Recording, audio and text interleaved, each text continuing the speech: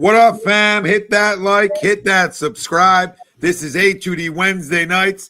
Howie season. We're going to talk about it. Let's go. I mean, how silly is that, man? We're talking about practice. The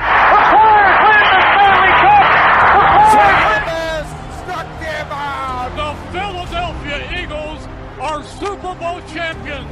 Eagles fans everywhere, this is for you. Let the celebration begin.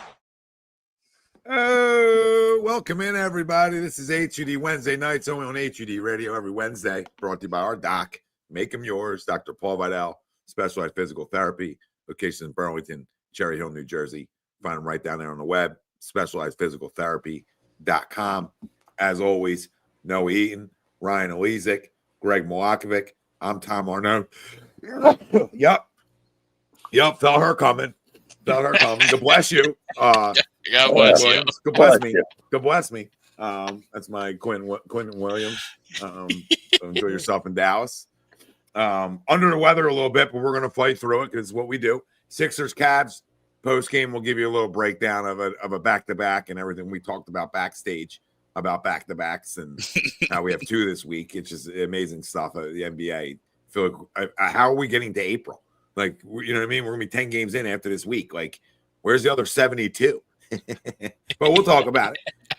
Eagles, Packers preview. We're back this week, baby. Back with our predictions, players of the game, your predictions, your players of the game. A little chance for you to win a little 50 spot from us to you because it's the giving season. Here we are. But you better screenshot that shit and make sure it's real because we're not going to take your word that I came in there and I had the score right. No, that's not how we're going to do it. We're going to need a screenshot. We're going to need evidence. And we'll know if it's AI generated. So, okay. I don't know how we're going to know that, but we will. But we'll know. Main topic at hand, though, is Howie is back to work, and the bye week for him couldn't have came at a better time. And it's almost the NFL knew that, too. It's like the NFL knew that, hey, we're going to give the Eagles a bye week leading into the NFL trade deadline. So Howie had some time to cook. And he cooked it up. Right, he absolutely cooked it up, and it ties to the nowhere poll question, and let's talk about it. With the additions of Phillips, Alexander, and Carter, the Eagles have now completed their championship caliber roster coming out of the bye week. Do you agree or disagree? Let us know. Facebook, YouTube, Twitter, that's where we're live. Everywhere you get your podcast, whatever as well. Hit the like, subscribe, follow. Most importantly, join our conversation tonight. Dive in. Water's warm. I need to hear from you because you can take this poll a couple ways, right? I'm not going to sit here and tell you the three guys they got are all pros at this point of their careers, and first team all pros. That's all I'm going to say to you. I'm not going to tell you that all three of these guys are first team all pros. But what I'm going to say to you is all three of these guys fit a major need that this football team was looking for, and we'll go in order of how these moves happen. We'll start with Michael Carter. You can't have enough corners. We talked about it last year. Coming in the season, we were lucky. Okay, we were given the world. Like you couldn't get more corners than we had. I mean, Keely Ringo was playing. We thought it was Sauce Gardner. Okay, look at Sauce. It's Keely Island, right? That's what we thought when he got a couple minutes, a little run. Okay, so Carter, you can't have enough slot guys either, babe. Right? I mean, you can't have enough slot guys. Period. Hardest position to play. He's a good one. He always was a good one. Now, sometimes just getting out of New York changes things. We think Sauce Gardner can't play. Is that what everybody's telling me to? Sauce Gardner can't play. Guarantee he plays better when he gets to Indy, and it's a little bit of and winning's happening. Okay, guys will start to put their body on the line and do some things you saw early on in their careers. They'll start doing it again when it's actually okay. I'm not set up to go 0-8. Make sense? So that will happen. So I believe that's a good under the radar move right there. And Joe Douglas is familiar with him. Jair Alexander could be the biggest one out of all of them, boys. It could be. Okay, I'm not going to go. I need to know more. I need to see more, right? But it's another example of don't tell me about anything about Baltimore's defense if you're not talking about Roquan Smith, okay? Because there ain't a guy on that defense this year that can play outside of Roquan Smith. So, again, I don't care what they did against the Dolphins. I don't care what they did, another week he didn't play where they looked better, okay, whatever you want to call that. I'm not going to tell you a guy that could just play a year ago, all of a sudden he can't play. That's what people are telling me at 28 years old. You're telling me he just can't play anymore. I'm going to venture to guess that great coaching, great locker room, winning, got to figure out how to play again. That's all I'm saying. He's 32. I'm right with everybody. Maybe the time has passed him. You don't go from being a 2-time All-Pro in this league, okay, to forgetting how to play. Unless you're just a POS, right? If you're just a POS, maybe you did. Maybe you didn't care enough to play. Sometimes this is like a CJ. Sometimes guys won't get paid again too. Guys want right. They want a long-term contract. They want to feel that again. We'll see how he plays. That could be the biggest one. It's a position in need. And what a better way if he actually possibly could get the start on Monday, which I don't know who's getting that start. I assume it's a Dory. Tell me if it's somebody else, please. If anybody's got information on that. Possibly Bennett, but yeah. Yeah, either one. But I would love a little rollout. Now, maybe it's too early. You give him another week. Okay, fine. Now, Phillips is the easy one to be in love with because he's shown glimpses of it. And he's shown it under Vic too. But injuries have creeped up and sort of followed him from college into the pros a little bit. And that's the only turn off of it. And I'm not turned off at all. You understand? I'm not even the least bit turned off. That's a 3rd-round pick. See you later. Don't care because I can get it back anyway. That's why Howie's the best. Doesn't matter to me. All right. And low risk, again, high reward. When now, look how deep you are. Right now, the Brandon Graham is a no-brainer, Pete. Mm-hmm. Now the Brandon Graham makes a ton of sense because that just wasn't what they were going to do. It's now Nolan Smith's coming back. So now you get Nolan Smith back. You get Brandon Graham back. Now you bring in Phillips into this mix. And now Jalen Hunt. Now Jalen Hunt's in that perfect role. Josh Uche's in a perfect role. Now you're deep up front. You're deep in the secondary. Howie Roseman, you did it again. I'm sorry for going 7 minutes here. Well, I don't take the blame for 7. There's a little intro. Things happen. But Howie Roseman, you outdid yourself again. And listen, I'm not telling you we're cutting the nets. I don't even know I agree to this because they are. This is a championship caliber defense. All right, because we know what the coach is, and 2, there's a ton of talent on this defense. So they are built for that. And these moves just help move the needle more. That's all it does. They move the needle more. I feel deeper. I feel safer when I'm deeper. I feel better when I'm deeper. Right, that's what she said, and the end it all, and they're wrapping it up in a bow. This should be the favorite in the NFC, and the fact that they're not tells me Vegas is on something. All right, Vegas is on a lot because we'll get into Monday night, but beware Green Bay. Hate to lose 2 games straight at Lambeau. That'd be a shame. Boys, go ahead. But I couldn't agree more to this poll question. Yeah, I also agree, Tom. You hit on a lot of really good points. I think part of what you didn't hit on, though, too, is when you look at Jair Alexander, he's coming back to an environment where he's previously worked with Christian Parker in Green Bay, where Christian Parker was able to get the best out of Jair Alexander. And everyone's overreacting, to the Jair Alexander for all the reasons that are probably, true this year, right? Hasn't been good, hasn't been healthy, is old. But again, Tommy, one of your biggest points that you hit on is you're putting these guys in a new environment, a winning environment, a locker room that is cohesive in everything that they do. So things change in players, right? Things change in players. Like Jalen Phillips, yeah, he was hurt. How many of those injuries were real? I mean, I know he's got a lot of big ones, right? But, if I'm shooting up for the 1-7 Dolphins, am I really going to go out there on a bum knee? But I would assume the ACL and the he's got a lot of big ones. yeah. Assume that one's really hit you. But you hear the way Howie Roseman talked about Jair though too, and now how Howie really thought that deal in the offseason was a really good deal for Baltimore. Which leads us all to believe that he was probably in on him, which we thought he would be. And then he talked about how he was injured and how he just wasn't able to get off to a start. That was a Jair Alexander type of start. But all we've watched his career is him shut down big guys in big games. And you said, Tommy, you cannot have enough depth back there in the secondary. You can't have enough depth. And now Vic has pieces. And I think this is where a key thing too, because we assume how it's all going to play out, but we don't know. But now Vic has got pieces that if they all contribute in certain ways that he can use them to mix and match as chess pieces to go throughout because he's such a tactician. And so I absolutely agree. I think this does erase any of the doubts or the holes that you might have had in on the defense, because that's really the only doubt that you might have had on this team after the last few weeks with the offense, because you knew it was just a matter of time with that offense to get going. So I absolutely love it, and yeah, I agree to the bull. Yeah, I think real quick, and then go ahead, Rye. I think it doesn't always work this easy, but when you add more in this stuff, so when you get deeper in a position like they have, in a position group, I think it can bring iron sharpens iron. Now there's got to be iron, right? Or you're iron sharpened in wood, right? Which doesn't work. Okay, so iron sharpens iron, and I believe there's talent in the building, and I think that just pushes guys, right? I think attention to detail can be better. Wanting to be the guy to win that.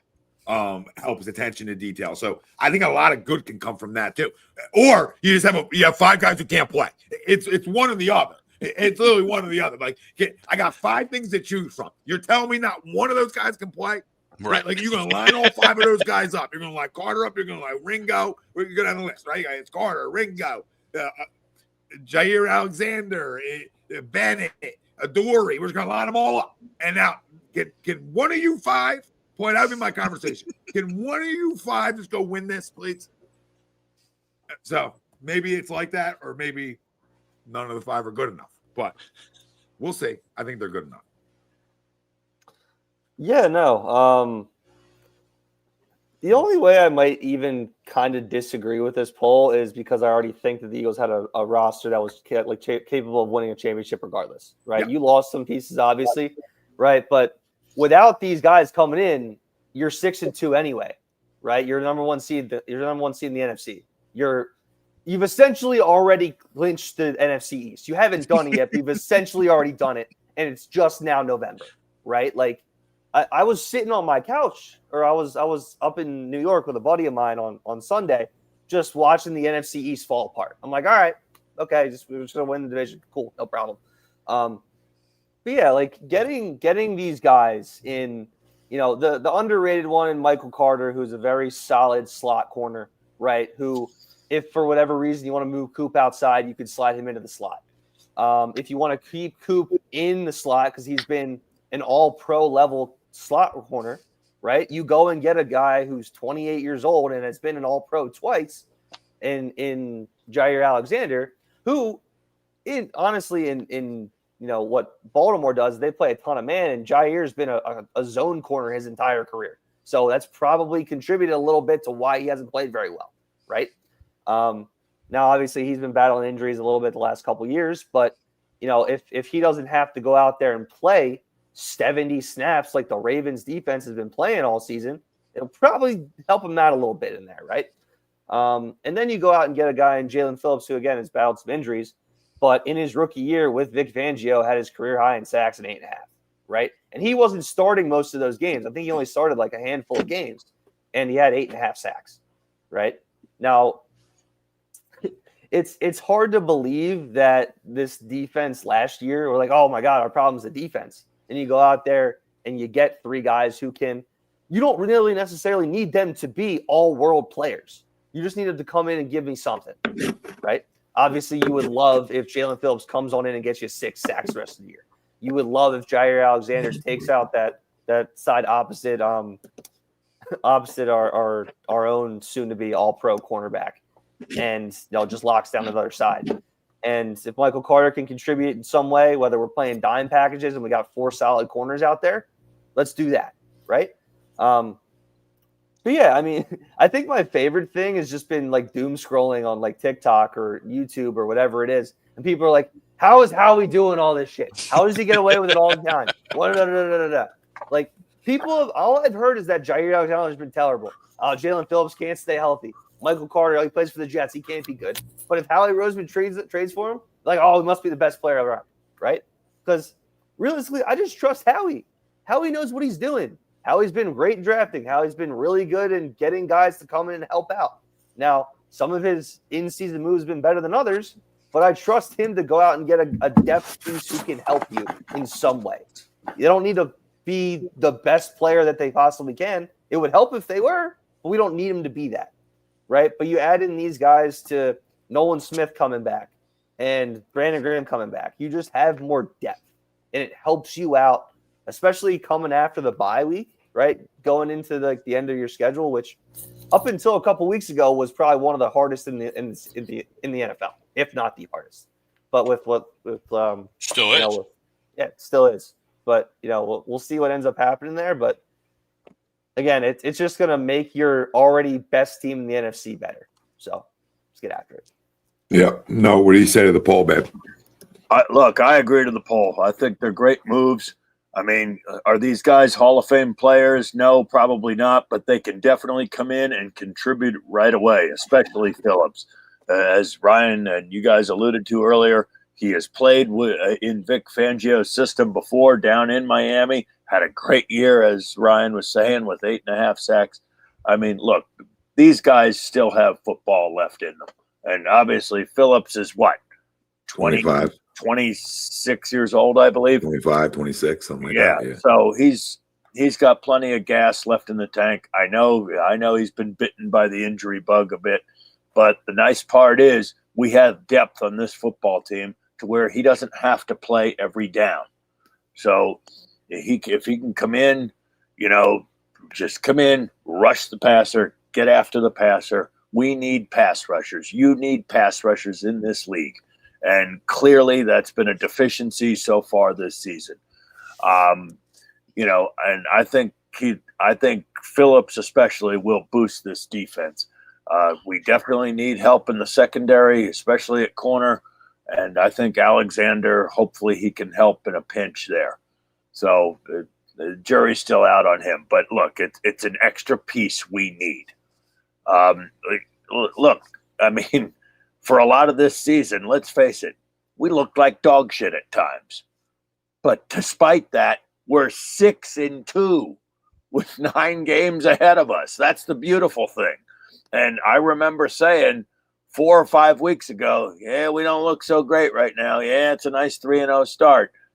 At the time, then we took some lumps right after the 4-0 start. We dropped to 4-2. Things aren't looking so great. We look terrible. You dropped the game to Denver. We look terrible in the Meadowlands. And then all of a sudden, we start to right the ship. We move the ball down the field against Minnesota. We look good in the rematch with the Giants. And it's starting to come together a bit. And most importantly, the bye couldn't have come at a better time. We have a lot of guys dinged up, and we have a chance to get them back healthy, like a Landon Dickerson. So, I think once Thanksgiving rolls around and once the holiday season rolls around, guys, this is going to look like a damn good football team that definitely is championship caliber. I absolutely agree to the poll.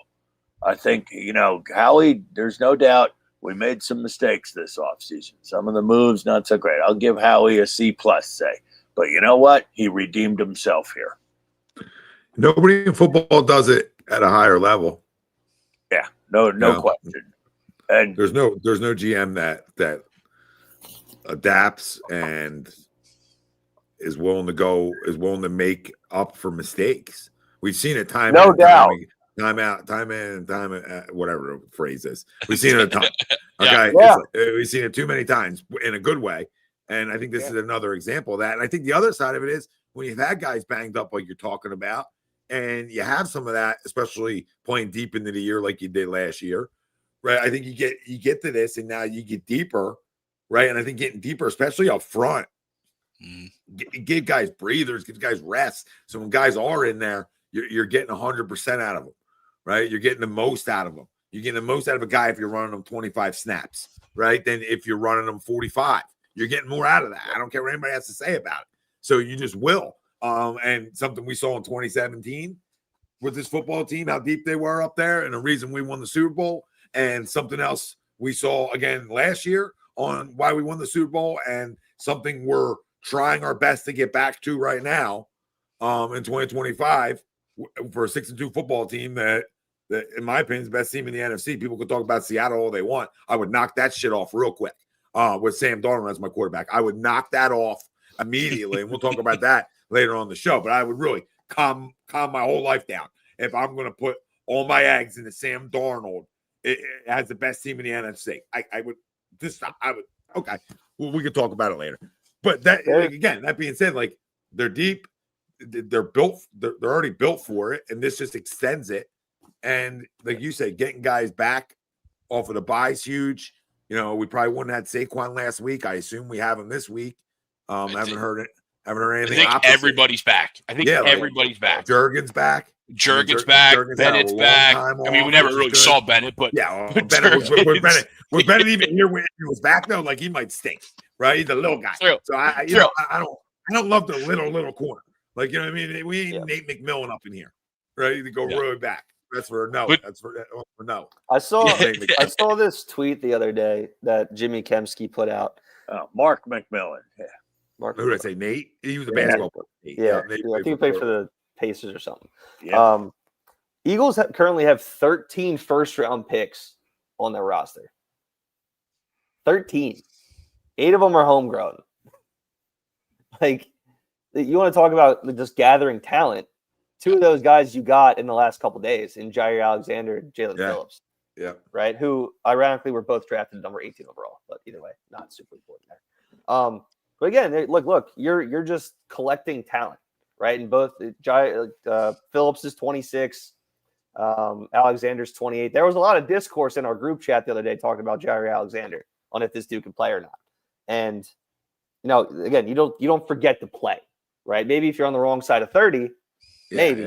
But again, right now, he's got some. I saw somebody towards like the beginning of the show that we like saying that we missed Slade this year. Like, yeah, we missed the idea of Slade, but Slade's been getting absolutely cooked in Pittsburgh. Yeah. Absolutely cooked in Pittsburgh. He's like I used to complain last year about him going out for like a series or two every single game. He's missing like entire quarters right now. Like, and he's getting burned when he is out there. But again, like, look, you just get guys in here, you get talent. Time is undefeated, Ryan. Exactly. You get these guys in here. You're walking in the door like, holy shit. Holy cannoli. Like, it's a 28-year-old. It's not a 32-year-old. It's not a 33-year-old. It's a 2-time All-Pro at 28 years old who's a zone guy, right? So, yes, I would venture to say he tackles better in zone coverage, Humberto, than he does in the man-to-man aspect. His eyes on the quarterback, hence why, he's had good turnover numbers in his career. Eyes on the quarterback. There's some guys who just play better like that. I think when we got Nande Asamoah, he was more of a zone guy, and we ran a man. It was something similar to that. Yep. And he looked like shit. So it was one way or the other. And he looked like he couldn't play anymore. But I bet you if he was in the right system, right, for him, he probably would have been able to play.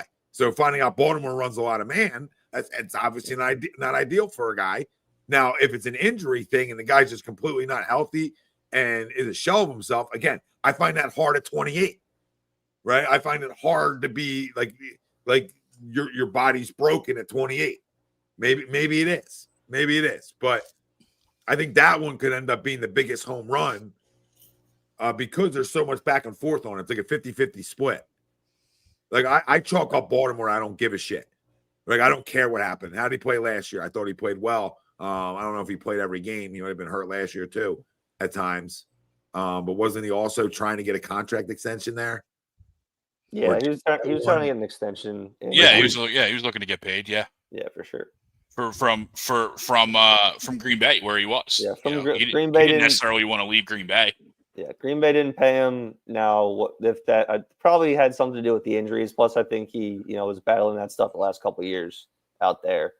And then similar thing with Phillips, right? Or like there's a reason why they didn't keep a 26-year-old edge rusher, right? Because he's been battling injuries. Yeah. But again, like you're bringing in 3 guys from 3 teams that had combined 5 wins, maybe. You're coming to a team that has 6. Like, it gives you a little bit more juice in your step, I think. Absolutely does. Have to. And like we've pointed out, right? It's not like, especially when you look at Carter and Alexander, because they've been in the league, but it's not like you guys have all said these guys were all pros at one point in their career. right? And stuff happens, injuries happen, bad teams happen. But these guys just aren't coming in and just bums. Howie didn't go bargain shopping, even though some of the picks for giving up feel like bargain shopping, right? But in reality, none of these picks cost us anything. This is all house money. What did Jair cost Baltimore in the offseason? I don't know. I could look it up. But Maybe you gave six swap picks to get both, Carter, and you gave up a third. But if Phillips walks, right, you probably get a third or a fourth compensatory pick in a year anyway. Yeah. But what if he doesn't walk, right? What if we're able to get him on the cheap because he's injured and he plays really well here, and we're able to lock him down opposite Nolan Smith? Because again, BG's done again after this year, so you're still going to have potentially that turnover, right? So, these are great. I think they're great moves. Even if they don't even work out, it didn't cost you anything. It cost you nothing to do any of this.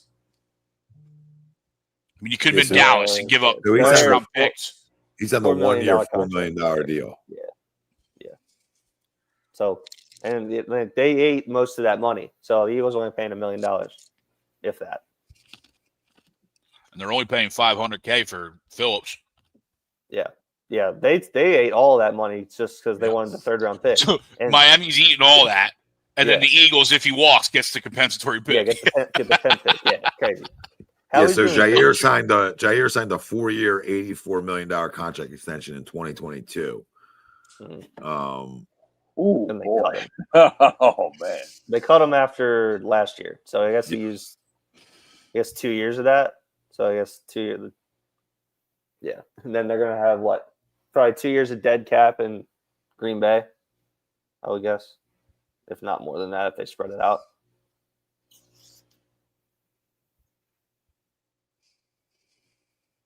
Yeah, a little Jair Alexander comeback game or revenge game this weekend. That would be epic. That would be epic. That. Yeah.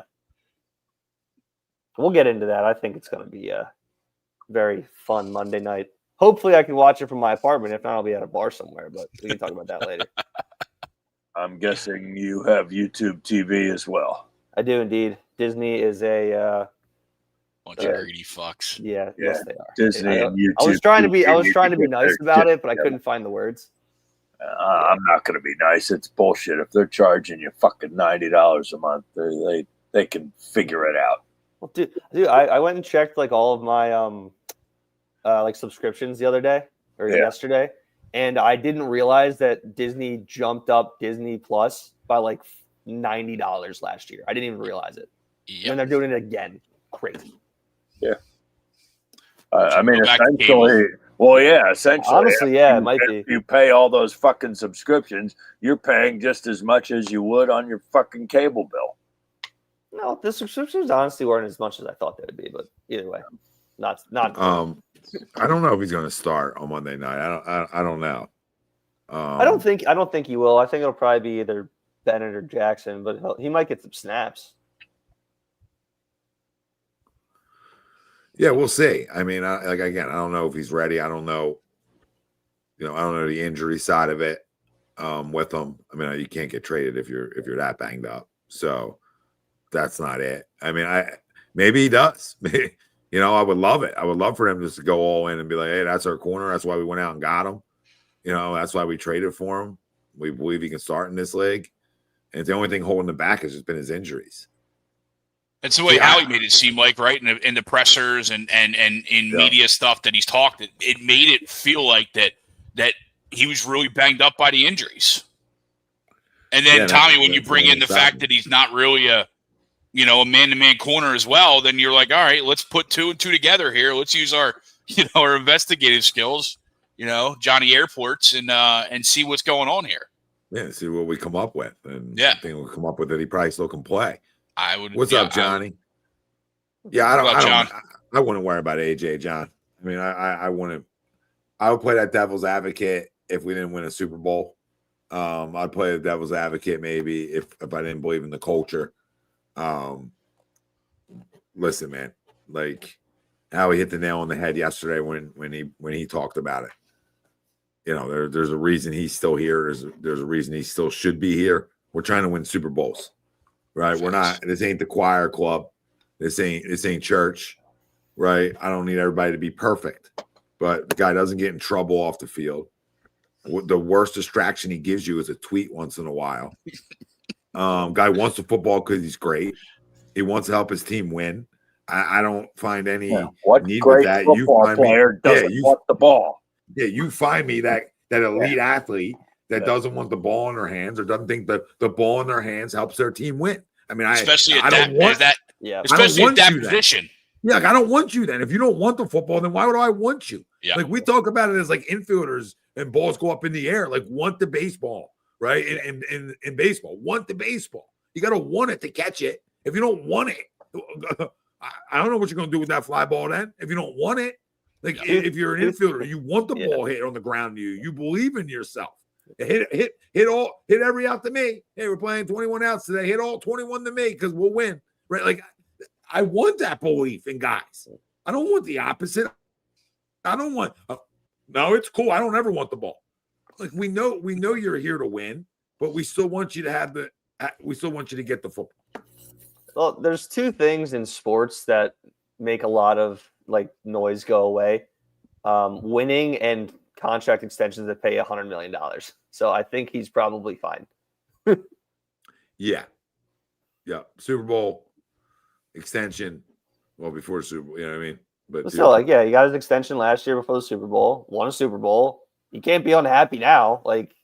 He's unhappy maybe because he's not getting the football as much. But when you have another wide receiver on the other side and Saquon Barkley and a solid top 5, whatever you want to say Goddard is tight end, and then Jalen will run with his feet anyway. Like, look, you're not going to get 20 targets a game. You're not Jamar Chase down 50 points every week, right? It's not going to happen. But hey, I mean, I'm not too worried about AJ either. I don't think he was like a team obliterator that used to wear a Eagle uniform doing sit-ups in his fucking driveway. So that was and we love him. That and was we McNabb's love him. fault. Yeah, that was McNabb's fault. I love T.O. Yeah, I'm saying we love that guy. Guy sends a cryptic tweet out every once in a while, and the whole media just goes bananas. Yeah. All this started from some random New England Patriots guy saying, "Oh, we should trade for AJ Brown." Yeah, dude, trade for AJ Brown. That's a great idea. Yeah, the Eagles are trying to win a Super Bowl. You're not going to trade AJ Brown to a team that is one of the better teams in the other conference. Right. Hey, let me go help New England out with a great coach. Contention. Yeah, great coach. We know what they got over there, and now we're going to go give them a lethal weapon that Drake May doesn't have. That sounds smart. That sounds like a great idea. Yeah. And guess who we'll probably see in the Super trade Bowl? Actually, we won't get there. Football. Yeah, we won't get there if we traded AJ Brown. Yes. No. And what message are you sending your football team if you trade AJ Brown? That we're not trying to win, as we're going all in the win. And that's the other reason that these trades are great, because when players see that you're going all in, and I mean all in, I'm not saying you're giving up the farm here, but you're making moves to try to better this football team for a stretch run. It gets even more buy-in. Not that you didn't have it with this roster, but it gets even a little bit more. This is perfect timing. We're coming off the bye healthy. Let's go eat now. You heard it. You heard that same sentiment, Tommy, real quick about the Phillies, right? The trade deadline. Oh, but that sentiment of, hey, we need to do something here, right? Whether it works out or not, obviously we know how that worked out, but something needed to happen, right?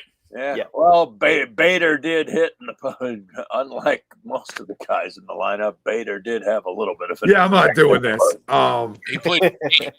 Let's skip over that. Yeah, we only played 3. Played 1 game. We're just gonna keep driving. I don't. Yeah. Not doing it. Not doing it. There'll be a time and place that they'll talk about. Tonight is not that time and place. I hear you. Yeah, I don't know who starts, guys. I know everybody keeps asking who starts Monday night at corner. I don't know. Yeah, 3-sided coin. Yeah, I don't know. I mean, I don't get paid enough for that answer. I'll leave that one to Vic, and in Vic I trust. So I trust in that guy, and they get into that game a little bit too. And we can even dive into the next two. Next two are tough games, right? You go Green Bay Monday Night Football. You come back short week. You got Detroit here on Sunday Night Football. So 2 primetime games. I always feel like this team shows up in primetime moments too. They're known to play better football in those moments. I'm excited for it. Just to give a quick score prediction, it's a banged up football team we're going down and seeing on Monday night. 20 degree play level though, or play. 20 degrees. This plays to who we are. With this offensive line healthy, it plays our physicality. It plays to what we want to do on both sides of the football. I believe it. I don't like the 20 for the bodies, but this is a game we're going down there. They lose probably arguably their best weapon on the outside, even though he's a tight end, and Kraft for the year. They have some other guys banged up too, and some guys on defense. And their defense is still good. So that could be could be an issue, right? If they can get after the quarterback, if they can do some of those things, maybe that's it. Maybe that's where I could see them giving us some trouble, maybe, right? Just trying to look for things. But how they played on Sunday versus Carolina was a joke. So you're going to get some hungry guys. You're going to get guys that are playing with their hair on fire on Monday night. So you got to withstand that, right? You got to withstand that storm because that will die out. If you die it out, right? If you die that out, it will die out. And what I mean by that, you get off the field on third down, you stay on the field on third down. That rush and that fight that they're gonna give early in this football game. I'm not gonna say it goes away, but you quiet it. Sure. You quiet it. So, I don't know. I can see us getting off to a little slow start, just for a little breather, right? Naturally, you could see that. Not rust, but you guys know what I'm saying. You can see maybe a little of that, or you get off, or your first place, your scripted ones are delicious. So I'm gonna go 31. I'm gonna go 31-21. I think it's a double-digit win. I don't think they're. I don't know. I don't think they're good enough. The last time they faced Jordan Love, we picked them off 3 times. So I'm going to go back to that and say we have his number, and let's go. Let's go. Yeah, I'm kind of the same wavelength in the type of game it is. I've never really bought into the Packer hype. I thought they were severely overrated last year, this year. Peter LaFleur, I don't really think is that great of a coach. And I think he chokes in big moments when it comes down to play calling. You look at all their wide receivers, they're all little guys. We talk about A.J. Brown, and just being like a specimen of a wide receiver to complement, a little guy, right? And Devontae, they don't have that specimen, especially now that Kraft is hurt, right? They don't have that guy. So they're going to be very run heavy, something that we don't do very well, right?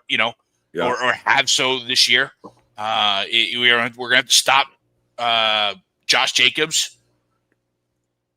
So, but I don't think they have the power. I don't think they have enough, powerhouse, whatever, or whatever it is. I'm throwing a blank in my mind.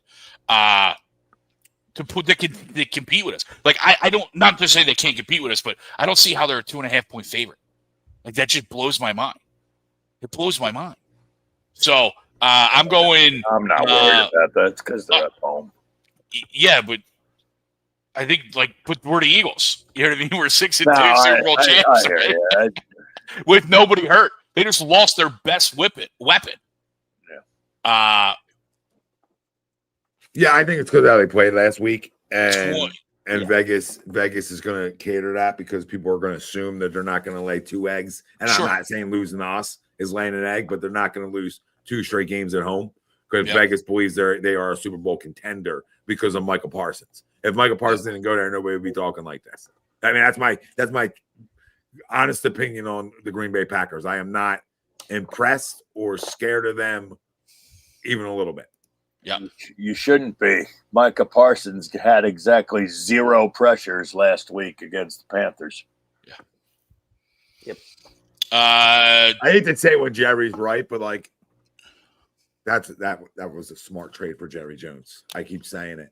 I mean, I probably would have liked for them, if I'm a Cowboys fan, to get a third in that too, right? Like 2 firsts and a third, and something a little bit higher too. But I mean, it's just when you're now they traded one for a defensive lineman, but you still got 2 defensive tackles out of it and a first, if you really think about it. So you traded Michael Parsons, if you really want to be fair to Jerry, for 5 seconds, which I don't like to be fair to Jerry, but I will. I'll call things out. We see it here. And I'll continue to do that. But you got Kenny Clark and Quentin Williams and a first for Michael Parsons. I don't know. I'm not telling you everybody in the country signed up to do that deal, but I think about it. There's worse deals you can make. When I went up the middle, and their biggest issue was their run defense. Yeah. At least he's going and trying to address, and it's still a problem. They're not they're better than they were yesterday, obviously. Yeah. He's a good football player. Yeah, I mean, but they're not, they're not, again, it's the deal. This isn't a this year move. Yeah, they got a guy for 2 more years. They got first round picks coming, so I see what they're trying to do. So like, I can't hate on it. They're closer than some teams in this division. Yeah. 30-17. Birds. 30-17. 4th and 26. 4th and 26. Yeah. I'm with you, Umberto. I'm with you. Said I wouldn't trade AJ for all the.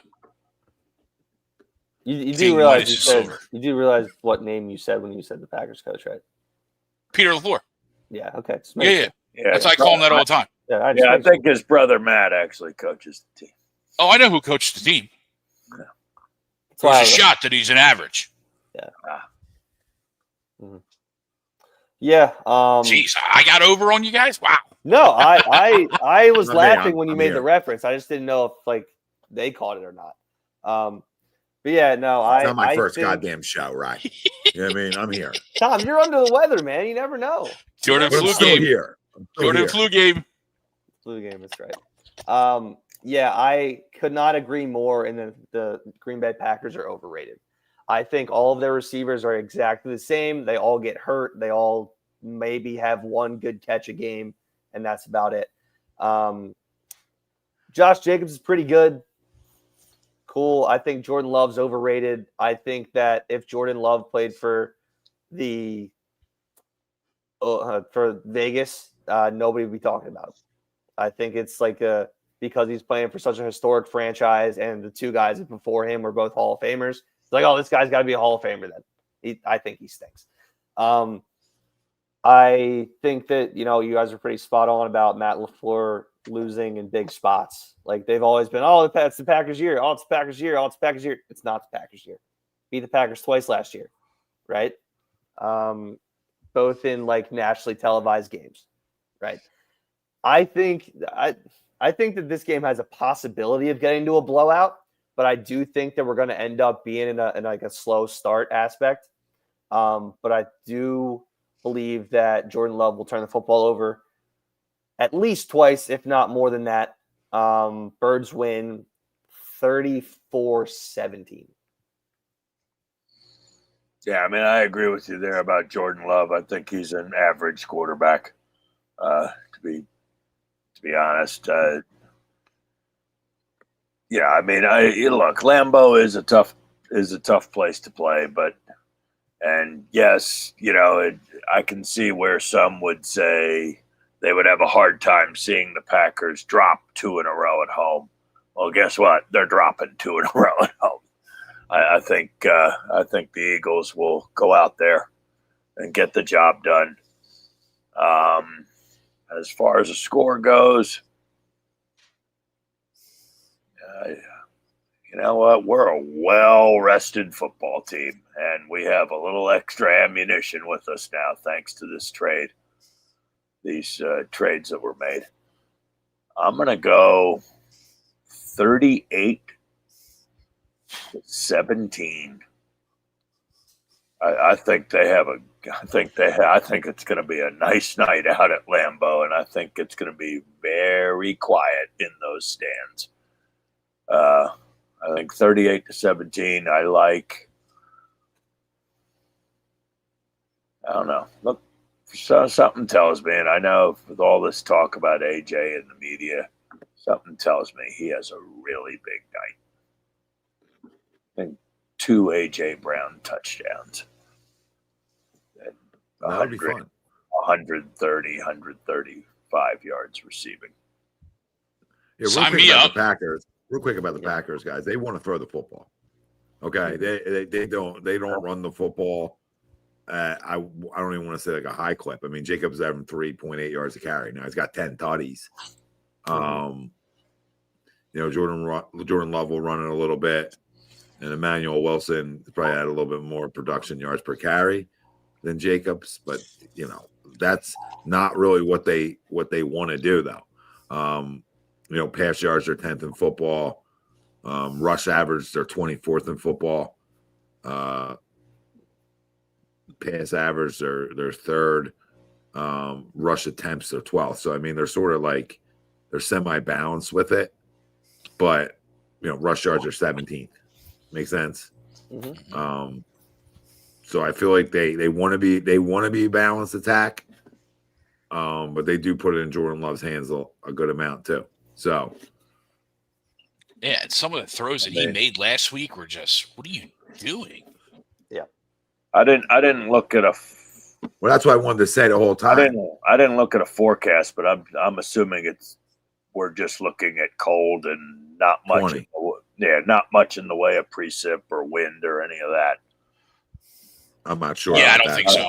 I just think it's cold. But what I will say is last week for the Green Bay Packers was the simplest, and Carolina's not a bad football team. No, they're not. That's a total 5-4. That's a look ahead. Okay, that's what that is. And that's what I'm gonna say about that. That's what frauds do. That's what fraud football teams do, is they look ahead and get caught with your pants down. Right. And that's what happened to them at home. Yep. So you can look ahead all day. Right. And then what happens is you go and lose Tucker Kraft for the rest of the season in that football game, who has your most receiving touchdowns, and Romeo Dobbs is second with 4. Right. They're pretty much your passing touchdown. That's pretty much who they're going to out of your main weapons.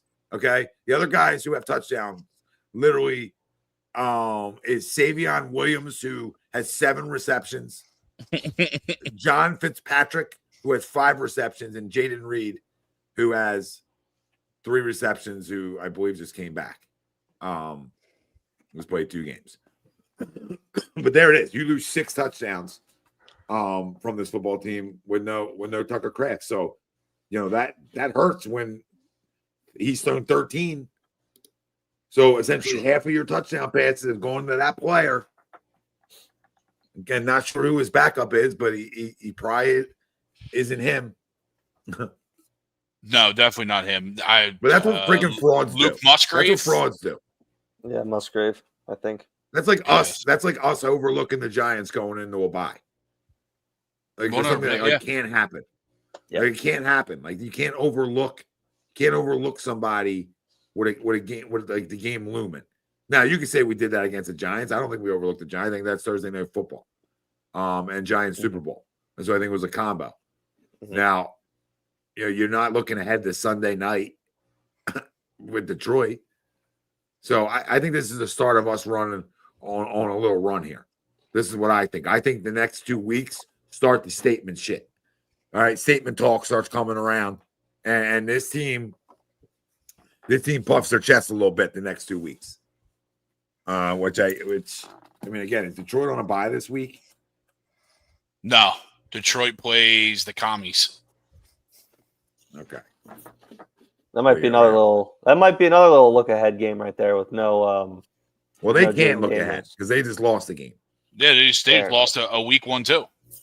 Yeah, so they can't look ahead either. We're playing 2 teams that did those same things. Mm-hmm. Now, and again, Tom, sorry. Go ahead. No. No, you say you talk about like fraud teams, right? Like fraud teams do these year in it or game after game. Packers 2 losses. 2 of the Packers' losses are the Browns and the Panthers. Now, Panthers are a good team, but you were double-digit favorites in that game.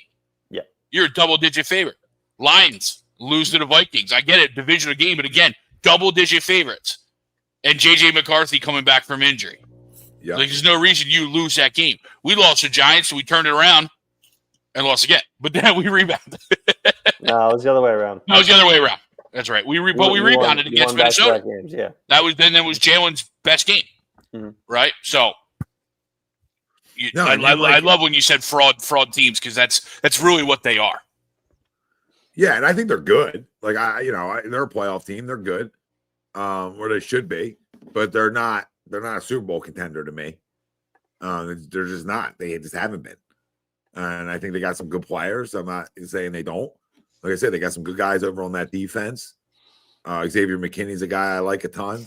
Always have. They got players over there. Yeah. So Rashawn Gary's a good player. Like they got, I don't want to take anything away from that defense. I mean, Gary's got 7.5 sacks. Parsons got 6.5. I mean, they'll get after you, right? Like they absolutely will get after you. So, that's their strength when you look at them. But I also think you can run the football on them too. So this could be a good week for us continuing getting the running game back going, especially when it's 20 degrees. Right. How we feeling, Philly fan? We're feeling delicious, baby. Oh yeah. Let's go get a win and get ready for Detroit and try to get 2 in a row here against 2 good football teams and really make this statement. Players of the game. I went Saquon before the bye. So I'm gonna go back to the well on this one. Pretty close last week. I think I was close. I think I nailed it almost. I had like 2 tutties, and I think I said 2 big runs, but he had the one big one, one monster run. But I was close. So I'm gonna say he goes for 140 and 2 tutties. Saquon Barkley, offensive MVP. I love that. I will go TD Merchant. I'll go TD Merchant. Dallas got it. He gets another. I think he gets another 2. One some type of shovel pass, weird formation, and then 1 legit touchdown. Yeah. I was gonna go Goddard, but that's fine. Because I still have him stiff arming whoever it was 7 times getting the end zone in the divisional round last year. Not divisional round, wild card round. Now give me Jalen, man. Give me Jalen. Give me he's gonna throw. He's not gonna have a big throwing day. I do think Saquon's gonna run a little bit. He's gonna throw for like 210. But he's gonna have 4 total touchdowns. He's gonna have 4 total touchdowns. He's gonna have 2 passing and 2 rushing. He's gonna have 210 passing yards, another 50 on the ground. Right? Complete game out of this guy. He's gonna go 19 for 24 for 2 touchdowns. Look at 19 for 24. I like that. Love that. Oh, Berto, I would love 73 tush pushes to start. Oh, that would be phenomenal. That would whole first drive, just tush push. Now, first and goal from the 10. We'll tush push it 4 times. There you go. Let's go get it. Josh Allen can do it. Why can't we? Hey, Josh Allen has more tush push touchdowns this year than Jalen Hurts does. And they voted against the tush push. So, hey, what's up with it? Maybe they finally learned the lesson. If you can't beat them, join them. Yep, seems to be. So, my offensive player of the game, give me A.J. Brown. And on the defensive side of the ball, he's a great corner. He can cover like hell, but he's going to finally show his hands. Quinyon Mitchell, pick 6. Oh. So talk dirty to me. Let's We're putting go. up 30. I mean, I guess when you have it putting up 38 points, you need a defensive scorer in there somewhere. Yeah. Or just the offense is just running 7-on-7s. Yeah, he's got 7-on-7s going, baby. You know how this guy operates. Defensive side's a good one. I mean, I can't think of a better way to get his get his first pick six than on Monday Night Football on the big stage. Yeah, it'd be nice. Yeah, I'm gonna go.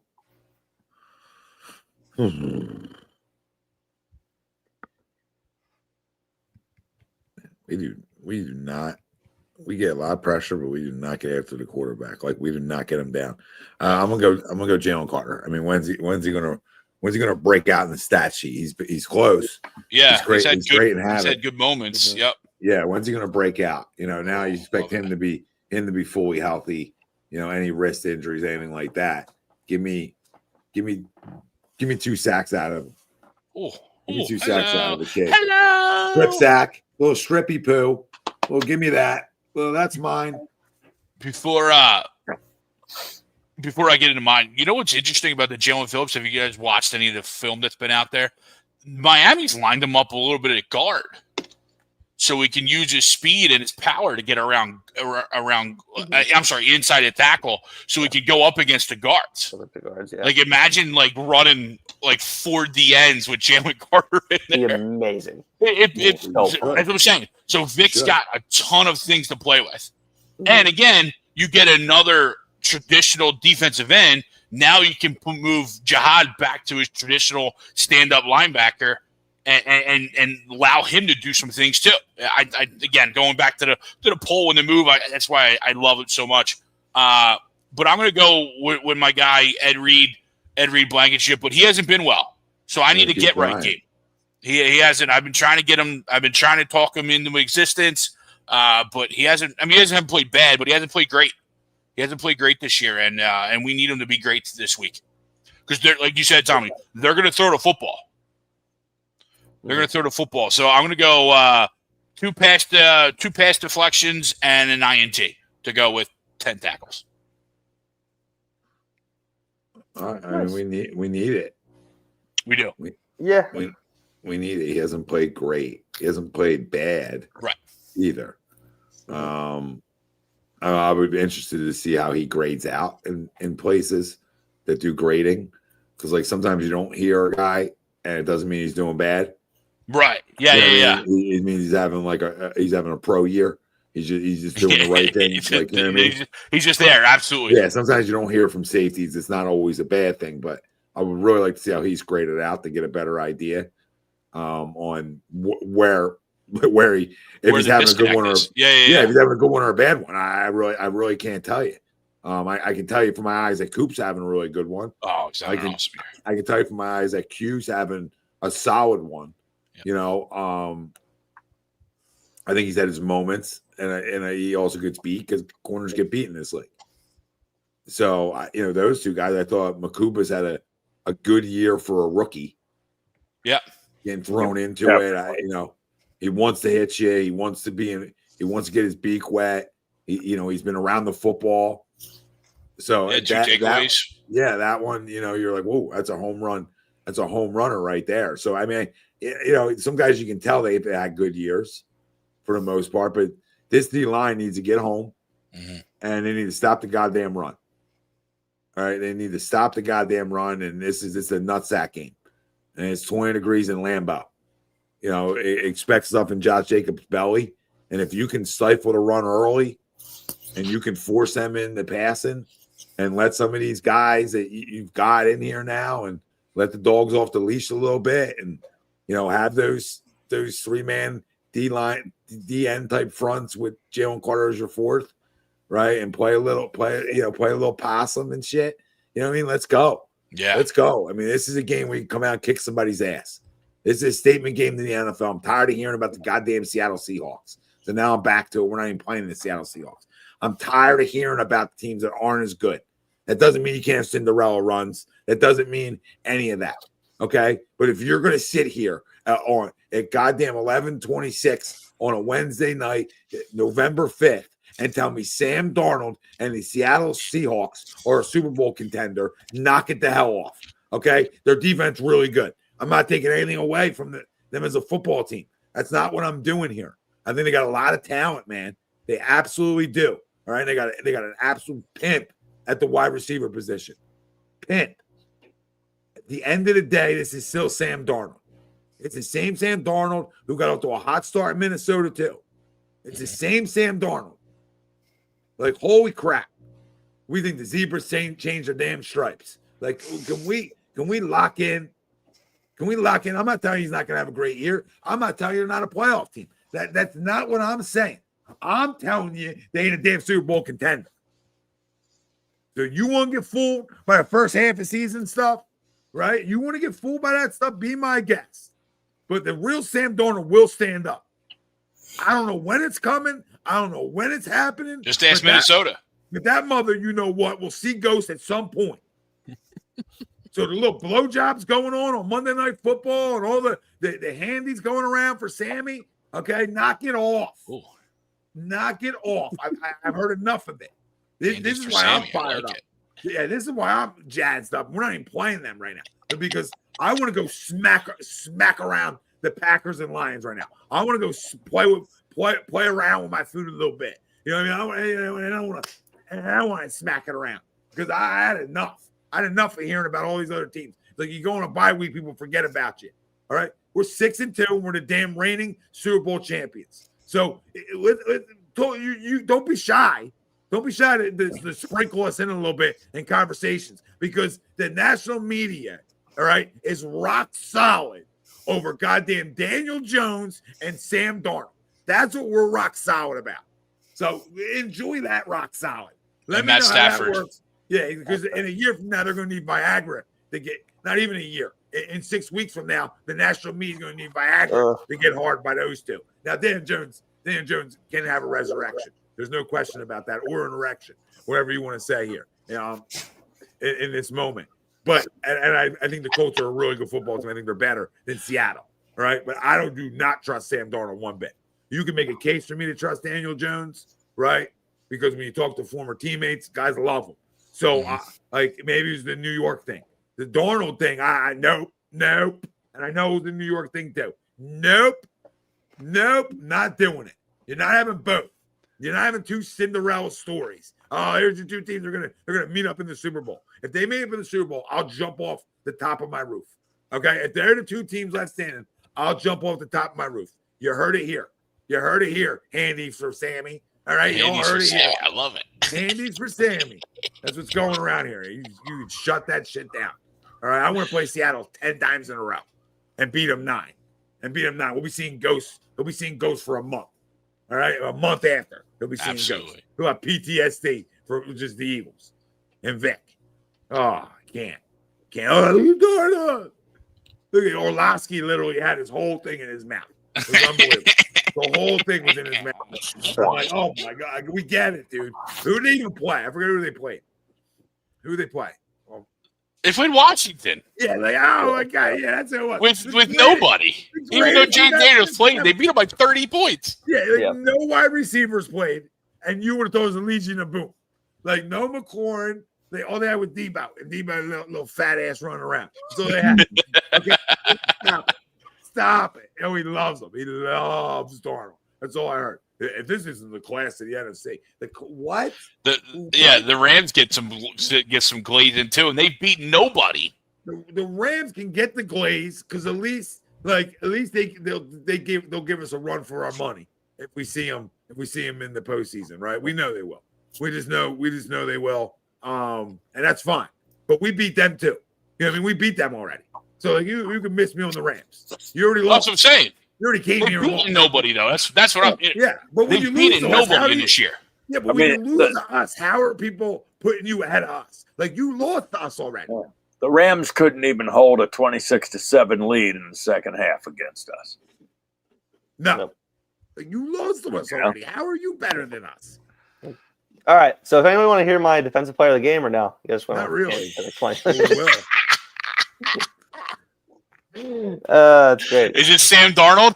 Yeah, Sam Darnold actually. No. Who's got the freshest legs in the league right now? Who's got the freshest legs in the league right now? Who hasn't played at all this year?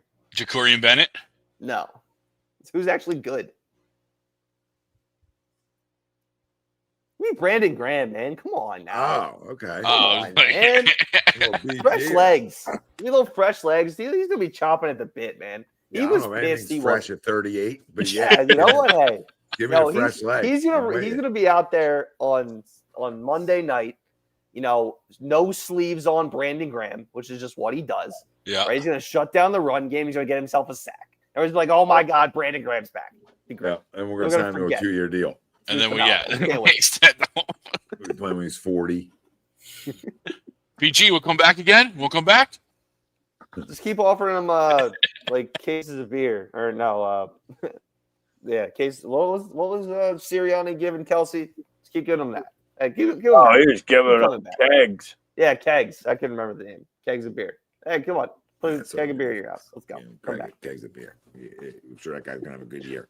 You know what I mean? We saw it the last year. Probably shouldn't have given the kegs. You know what I mean? Maybe. Probably drank too much. Maybe. I've never done that. Never happened. Never happened. No, it's not a single time.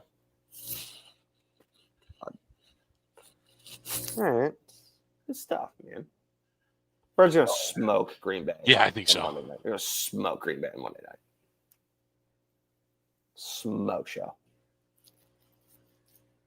I think they're gonna roll that back, and they're gonna whoop the Lions' ass on Sunday night too. Yeah, another team that I think again they're good, but I do think they're a bit overrated. Yeah, they're good, not great. Just like the Packers, good, not great. Now they can do a lot to us because if they can run the ball, if Detroit and Green Bay run the ball against us, the whole conversation's off the table. Yeah, I mean Gibbs scares me a lot more than Jacobs does. Right, and they have Montgomery too. It's like again, like that's a solid team. But like, didn't Sewell get hurt this past week? Didn't Penei Sewell get hurt? I think so. Yeah. So like, yes, he did. If he's out, it's like the only guy you can say rivals Lane Johnson in the right tackle department in the NFL. Like that changes their offensive line completely. So He expects to play, but he missed practice this week. all right, so he'll be hampered slightly, maybe. Yeah. But again, like, those big guys, they as we've seen with our offensive line, these guys they get a little banged up. It takes them longer to heal. Right? Like shoulder. We've seen Cam dealing with it, we've seen Landon deal with it.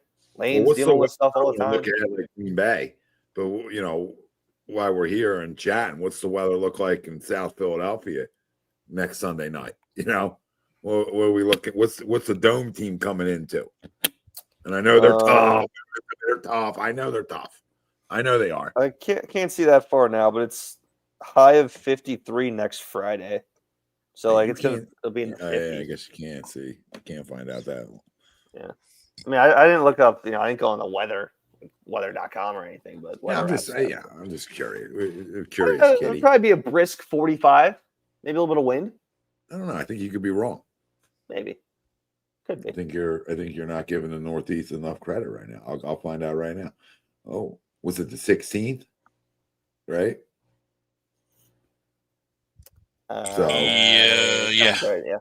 Yeah, 41 overnight. Chance of rain 40%. That's what we're looking at. Oh. Injury report: Packers. Kraft obviously out. Dontavion Wicks was questionable or is questionable. Lucas Van Ness is questionable. Nate Hobbs doubtful, and Matthew Golden questionable. So 2 wide receivers and a D end are all questionable. Yeah, I think Jaden Reed's still on IR. So.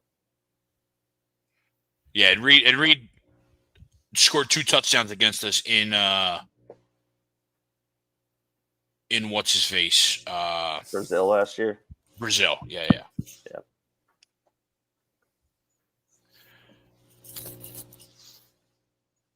No, he's back. Jaden Reed's playing. Eagles are 10-4 against the spread in their last 14.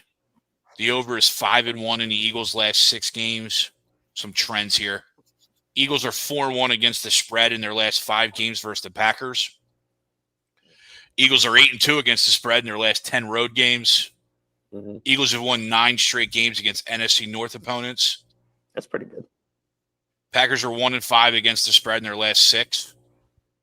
The under is 12-5 in the last 17 meetings between these two teams. And the last one, the over is 8-2 in the Packers' last 10 games versus NFC East opponents. So it sounds like the over is going to hit. Well, it sounds like that. One, we play well there. Yes. That's worth. And we ain't scared, no ghost. And we are known to run the football well there for whatever reason. And that goes back to Doug. You know, I remember running the football well there when he was here. You know, and I'm sure we did it with other regimes as well. It just feels like a place that we go and we've had some success. I mean, I think Jalen threw his first touchdown pass there in 2020. When he came in? Yeah, he came in relief at that time. I think that was the Greg Ward. I think it was the Greggy Ward. Greg Ward. Love me some Greg Ward, man. I think it was. Love me some Greg Ward. Jaden Reed will return week 13 or 14, so he's still out. He's out again then because he played. Yeah, he's still out. The little peekaboo. Hello. Hey, I'm here. No, I'm not. Hey. And I'm hurt again. Yep. Thanks, guys. Just like all our other wide receivers. Well, listen. All the same. It's setting up. Now, listen, again, they got to stop the run, man. I mean, they haven't done a great job of it. We've talked about it. They got to stop the run. It starts Monday night because you got two teams that can run the football on you. They like one that can go speed and physicality, and then this week where they can sort of hit you with the same thing with their two backs, right? Where they hit you with physical and they hit you with a change of pace guy. So, you know, they got to stop the goddamn run. If you put Jordan Love in passing situations, it's a wrap Monday night. It's a wrap. That's how I feel about it. And I think Jordan Love's a better quarterback than you guys think he is, but I also don't put him in my like elite categories or stuff like that. But that's a franchise quarterback, and a lot of teams would like that. For sure. Am I telling you it's Favre Rodgers? That's not what I'm saying. But that's a franchise quarterback. You'll probably go to the postseason, win him every year. He's a good quarterback. He's a good quarterback in this league. So I'm not going to take that away from him. And he can carve your ass up too. So he looked bad last week. Get it? You know what I mean? I got it. You know, they tied the teams. So they really, in my opinion, they got 3 losses. That's how I look at that. When you get the tie to Dallas in there. So that tells you a lot. Because it definitely doesn't help you in the win column, you know? No. And now having Dean back too, Philly fan, has helped our run game. For sure. Stopping the run. And then the bye week. No doubt about it. He gets fresh. He gets acclimated again. And then boom, gets a great bye week mixed in to really help that knee and that process a little bit. And now he can go boom and go. No, I'm not telling you he's going running 50 snaps. I'm just saying I think the bye week came at a great time for him specifically and this football team, but definitely him. Yeah. In terms of getting back on the field. You know, I'm sure there's some, you know, just guessing with that type of knee injury. You know, I'm sure there's some pains with it, right, guys? I'm sure there's some little maybe inflammation at times with it, whatever. I don't know. I say a couple holiday ends, but I don't know all this stuff, but I'm sure there is.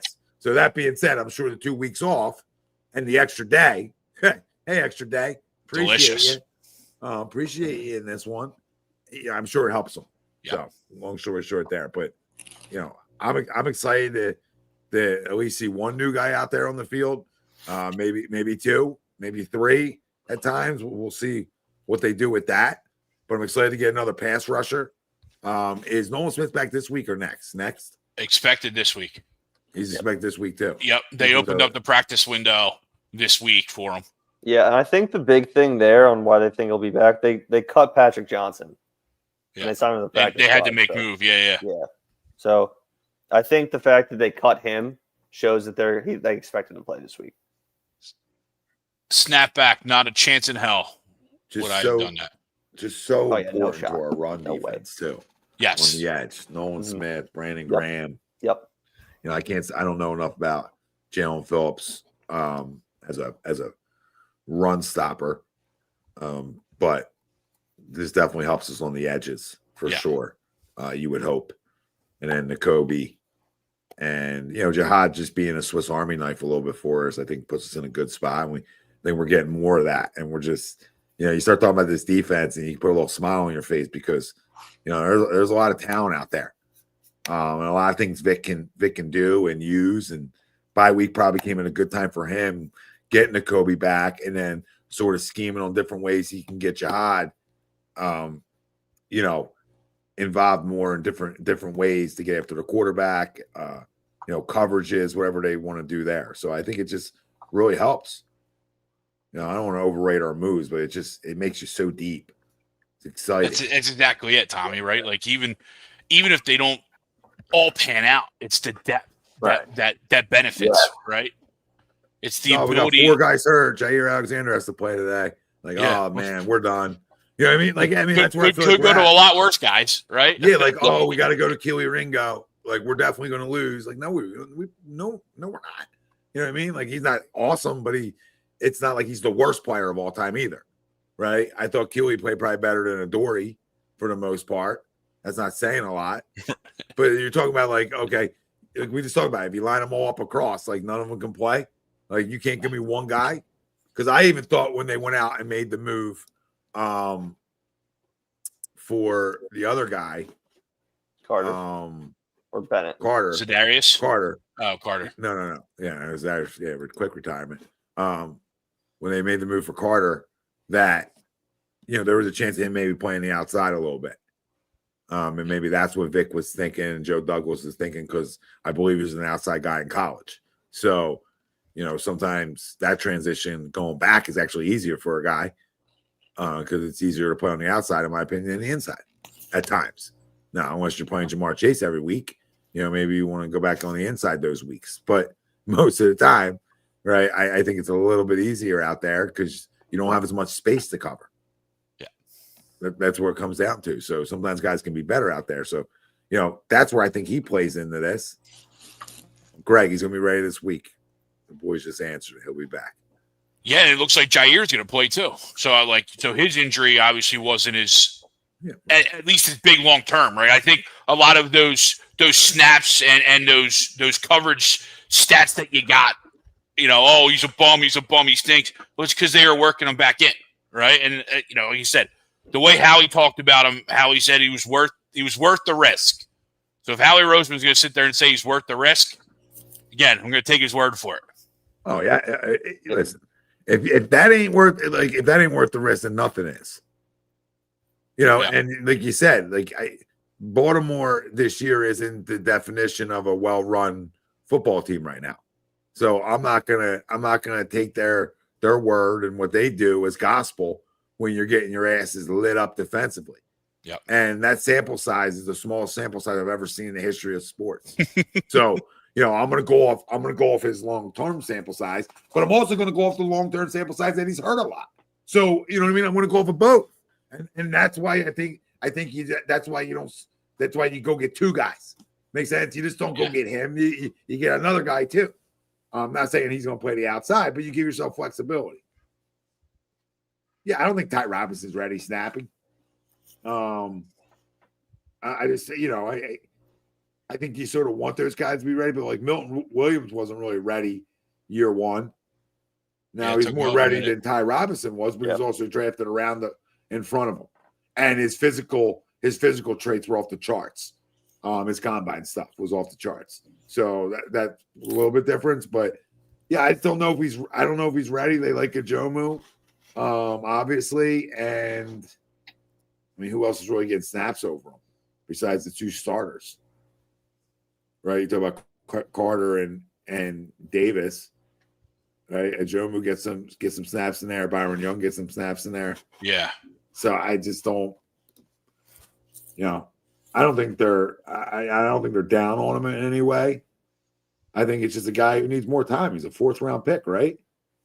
Yeah, 3rd, 4th, somewhere in that range. Yeah, I don't think he was taken in the 3rd, was he? 4th round out of Nebraska. Yeah, I think he's a 4th round pick that is physical, but when you're 6'6", 300 in college, it's going to play a lot easier right away. Everybody's 6'6", 300 in this league. Yeah. At this level. It's also a bit of a plight, the fact that you're playing on a team that's this good, right? So a guy that may play, if you're a 4th round pick on a different team, you probably have a shot at starting, right? Or getting a lot more snaps or getting mixed in. Whereas, you're playing for a team that's coming off a Super Bowl win. And you're kind of just all right, hey, you're behind Jalen Carter and Jordan Davis. good luck getting in there, right? Like that's I mean, where you're especially at, when so. Jalen Carter's one of them and he's playing every goddamn snap. Yeah. Like, So, you know like, what I mean? yeah. Like if you had 2 rotational D tackles, he's getting snaps. Yeah. He might get 10, but he'll get snaps. When you have 2 like sort of bookend guys, at least, and 1 full bookend guy, like, good luck. It's like if you have the DN that you know what I mean, you got a star DN, that guy doesn't Myles come off Garrett. the field. Yeah, Myles Garrett isn't coming off the field. Aaron Donald did not come off the field. Like there's certain guys that don't come off the field. So when you have that in front of you, and now you got 1 spot to pick, and that guy doesn't come off the field a ton anymore either, as much as he used to. Well, where are you jumping in at, babe? There's nowhere to go. You could be 6'8", 340. Nowhere to go here. I mean, maybe 6'8", 340. There's somewhere to go. Maybe you bump Jordan out of there. I don't know. But yeah. But I mean, he's a good project. He's a good guy to try to develop around these guys, and you're hoping it's a guy that can be, you know, a rotational piece for this football team for the next 5 to 7 years. That's what you're hoping out of 4th round picks. If he becomes Milton Williams, and that's you're blessed. Yes. The Lord bless you. Yep. Again. Let you get somebody else like that. Yeah. Like the Milton Williams, like, remember the what's his face didn't shake Howie's hand? Tom Donahue. Yeah. Didn't shake his hand. That was the Milton Williams pick. Yeah. Yep, didn't shake his hand. Yep. Probably shook his hand. Probably shook his hand during the Super Bowl, I bet you. Yeah, he circled back. Yeah, they all want to use a snapback. Everybody using no notes now. You know what I mean? Everybody wants to sprinkle in, I should say, with the air quotes, no notes. Been doing it for 12 years, babe. Maybe longer than that, actually. How long, Noah? Noah doesn't know. No, Everything's 1998 for him. You know what I mean? He has no idea. Hold on. Hey, I've been up since 3 a.m. Run that by me one more time. How long we been doing this for, babe? 2013, either 12 or 13. When was Chip Kelly's first season? 12. 13. Now, 12 was Andy's last year here in Philly. We went 4-12. Yeah, so I said 12 years. So I'm right. Yeah. Yep. I'm right. 12 going on 13, babe. Yeah. That's right. 2013 started. Holy shit. Yep. Remember, So no notes were going on. Remember No Studio C? Jesus. Yeah, I was there. Good times. I was in her. Good times. Or the ECW of Philly Sports Talk. I like that. Appreciate you, brother. Oh yeah, love it. That's awesome. Tell a friend to tell a motherfucking friend, you know? Pass it down. Whisper down the line. And, you know, if anybody out there hasn't hit the like, subscribe, follow, that passes it down the line real easy. Yeah, it's been a wild run. But I'm excited for these next few weeks here. The stretch run, I should say, now in the next few weeks. And, you know, we'll take this conversation into a little bit of this if you guys want to. A little 10-9-8. You do not. Ryan said no. No, look, hey, I'm very happy with where the Sixers are. I suppose I would have liked them to win last night. That's a brutal loss. Yeah. Tonight was expected, but last night was a rough one. When you score 40 some points in the first quarter and you score 30 some in the second half. Yeah, rough morning for me. I'm not gonna lie to you guys. It was a rough morning for me, and I'll try to explain to you why as quick as possible. But I got a 4 piece over here. I got a 4-year-old that is into this shit now. And No, he get all work. Oh. Dude, before we went to bed, I was like, Cass, we're smoking them. It's night. You can go to bed. It's done. I promise you. They're not. I promise them. Oh, Poor Cass. Dude, that dude was up at like 7. He echoes it. He goes, Echo.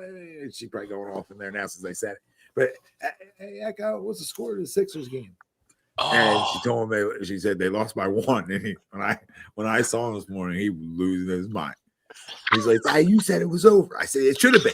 It should have been. It was, but we wanted to stop playing. That's what happens. You can life lesson. I told him. That's what happens when you stop playing. You don't stop Dad, playing. you said it was over. Poor Cass, dude. That And sucks. Today he told me he played basketball for 8 hours. So he told me that I didn't stop playing that. I said I didn't mean like you can't stop playing. I meant they stop playing. That's awesome. That's awesome, man. Yeah, it's so much fun, dude. It's so much fun when they start.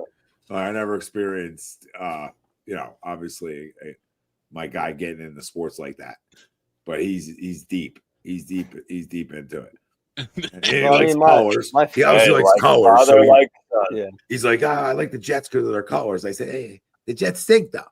You know what I mean? And I want to find a video because I by accidentally got Jet socks when I was like 8, and I opened them and I was like, Jet socks. I'm like, Jets stink, and I throw them, and I gotta find it to show it to them because I'm like, the Jets have stunk for that long.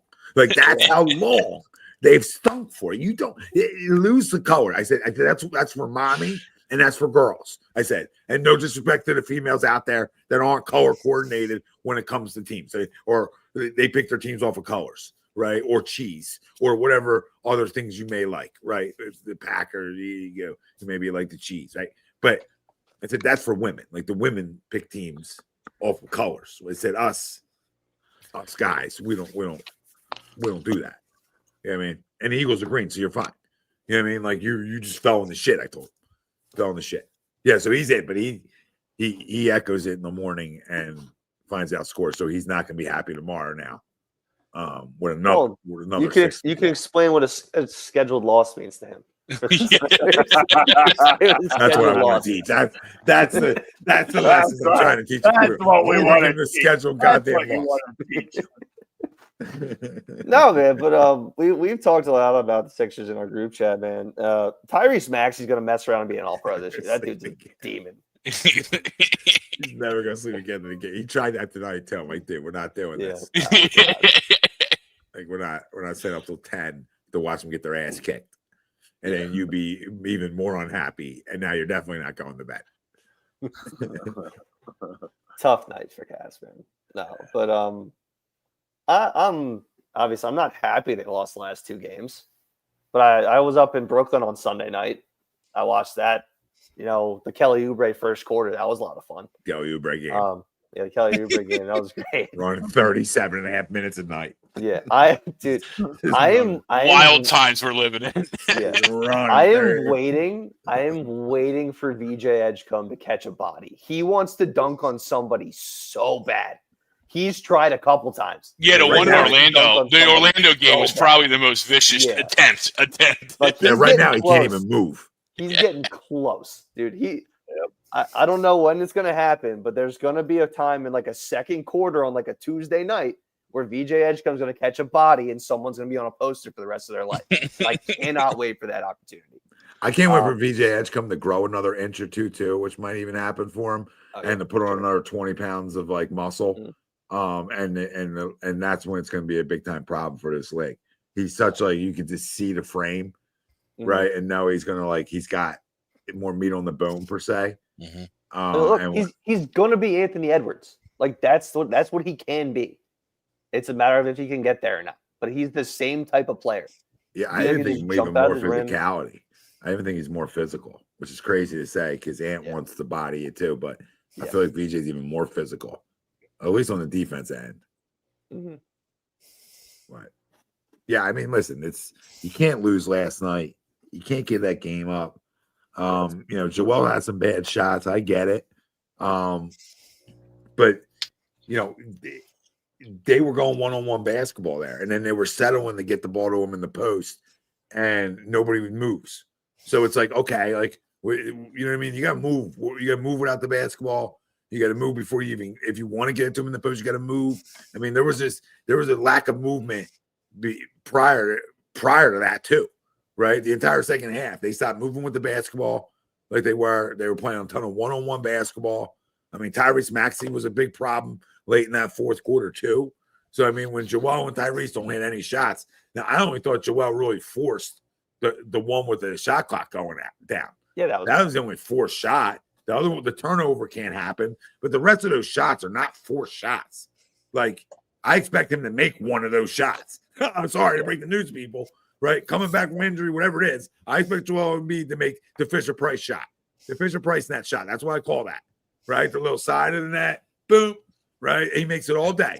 I expect him to make that shot. So you're a shot away. So I have no problem with the shot selection. I have a problem with the lack of ball movement that continues to get this basketball team when they don't play well. You know, you want to talk about the first 8 games when they haven't played well. You know, they're your reasons.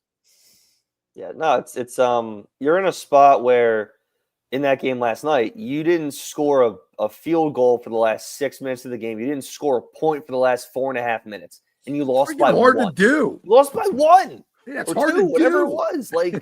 Like you lost by a point. Like, what are we doing, man? Like, drive. You're in the bonus. Get to the free throw line. If you're not making shots somehow, go get fouled. Right? You got to get to the line. You got to find a way to get some points on the board, right? When you haven't scored for 2 minutes. Right? You got to find a way. Like the first half, the first quarter was so much fun because they're swinging the ball around. Tyrese is taking shots from half court, right? That's when this team's going to be moving well, right? They're moving the ball around. Guys are, somebody's always open. You're getting open looks all the time, and they're going down, right? Versus second half where it was a struggle. The team just looked gassed. It looked gassed. Now, I think that probably had something to do with, Joel's not 100% right now. He's playing 20, 25 minutes if we're lucky. And Tyrese Maxey's leading the league in minutes played, right? Like, we've been, again, that guy never comes off the court. Right, and I don't want him to, per se, but he can't be playing 40 minutes a night. Dude, get him 32, that'll come up. That'll catch up with him come February, March, April. Yeah, it'll catch up. But, hopefully with McCain coming back, obviously he didn't play tonight. McCain coming back, maybe you get a little bit more. Which is another questionable one. Why? Yeah, it doesn't make a whole lot of sense considering he had a thumb injury. So why didn't he play? But yeah, I don't know. I think the rotations will make a lot more sense as we get deeper into the season.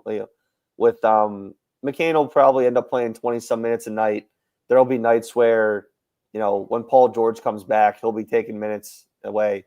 But right now, your best players are your guards, which is why you have to play them so much. Yeah. So hopefully over the next few weeks, months, I know we talked about trying to ease Joel in as much as we can. I don't want him playing 30 minutes a night right now. So if we can somehow take some time away from Maxey, right, and Quentin Grimes and these guys that you're going to need all season long playing 30, maybe 35 minutes, I don't want them playing 40 minutes right now. Not to say that they can't, but I don't want them playing that much, right?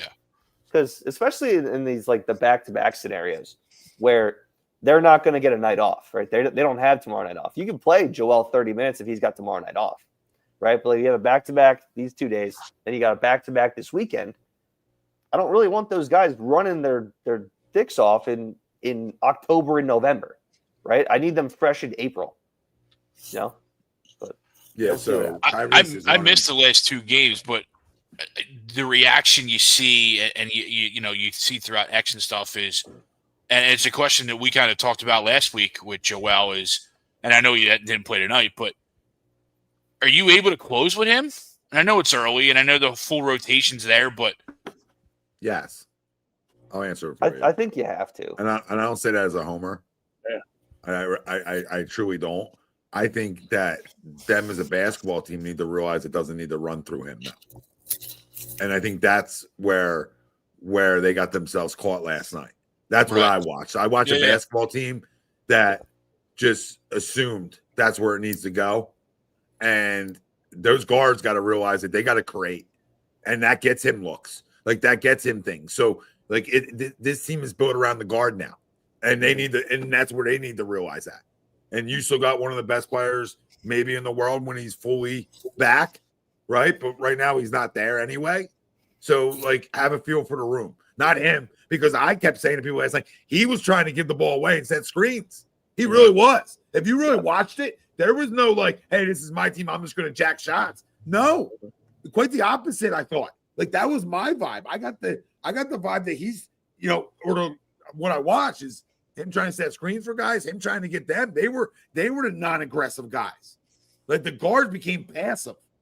Yep. And maybe tired, whatever. I don't know how you're tired when that's not the back-to-back. So it wasn't this long-ass flight to Chicago. So I don't know where you're all banged up from. 7 games into the year at that point. I don't care you're running 42 minutes, 41 minutes. Like guys aren't that dead yet. Yeah. That takes time. That takes 30 games of doing that kind of stuff. Yeah. I know. We were talking about this. I think Buckets said it in group chat. But we've given Nick Nurse a hard time with out of timeout plays. You got a wide open look at the buzzer last night with Quentin Grimes.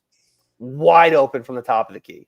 Great shot. He missed it, right? It would have won you the game. Yeah, But you got Maxey way back here in the backcourt, because normally he's coming in and get that ball. You got Joel over here, and you get a screen. Quentin Grimes is wide open, right? And we're not, we're talking about the game shouldn't have been close, but you win the game there, right? Like you need to. I trust Quentin Grimes to shoot, right? Like I don't need Joel to shoot all the time. I don't need Tyrese Maxey to shoot.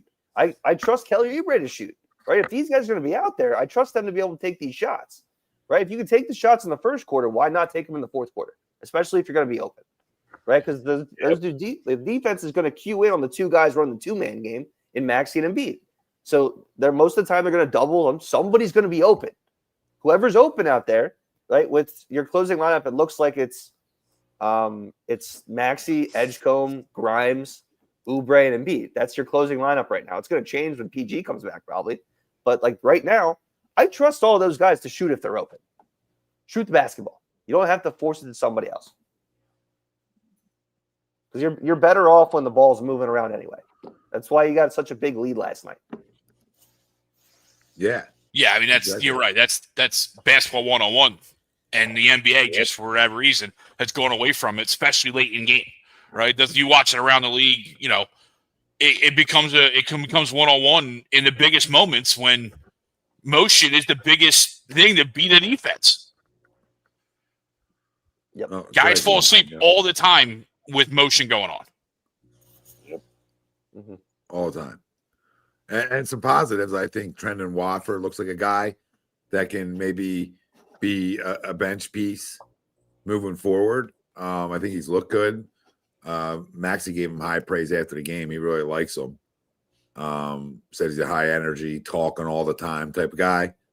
So I like that. I mean, he's shooting 57% from the field, which is never a bad thing. So he's giving me a little bit of everything in terms of, points, rebounds, assists, which is what you're looking for from bench guys, right? Yep. I think to the point when McCain's back and you get George fully back, I think that's where Tyrese minutes go to about 38 a night, which I have no issue with the 38 a night for him. I think that's a good number for him to be around. Because there is guys who, are going to play close to 40. There's guys that do it. He's probably a guy that needs to be, even if it's 37. But that's a good number for him. I think then, I think VJ has to come down to about 32 a game. I would like about 5 to 6 minutes shaved off of him, just as a rookie. Yeah. And I think that gets you the best version of him. So and then I think, Grimes at 30, 31 is where you sort of want him to be anyway. So that's where McCain comes in and running about 25 minutes a game. That extra 10 minutes, that can be, and then PG, that can be an extra time for Maxey and VJ, and that's where you shave those minutes. So I don't have a problem with Nick doing that right now.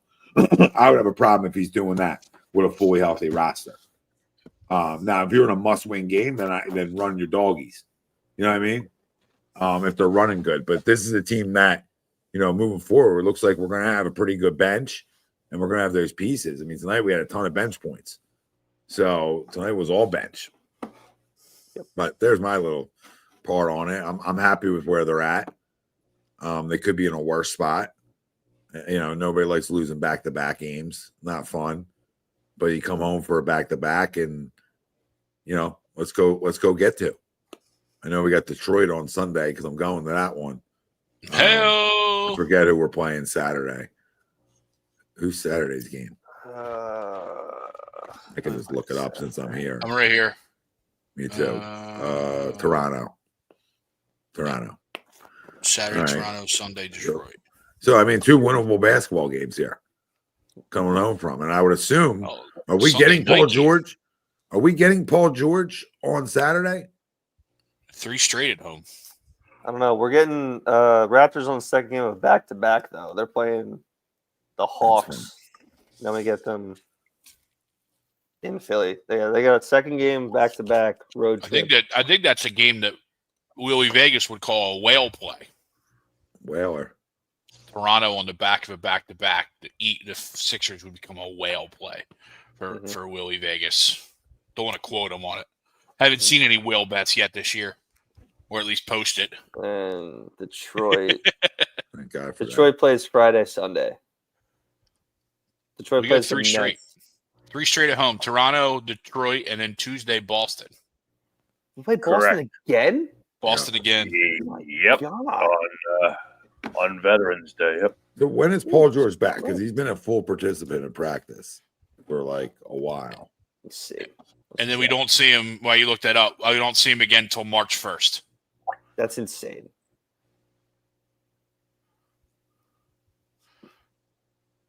When Tatum comes back. Paul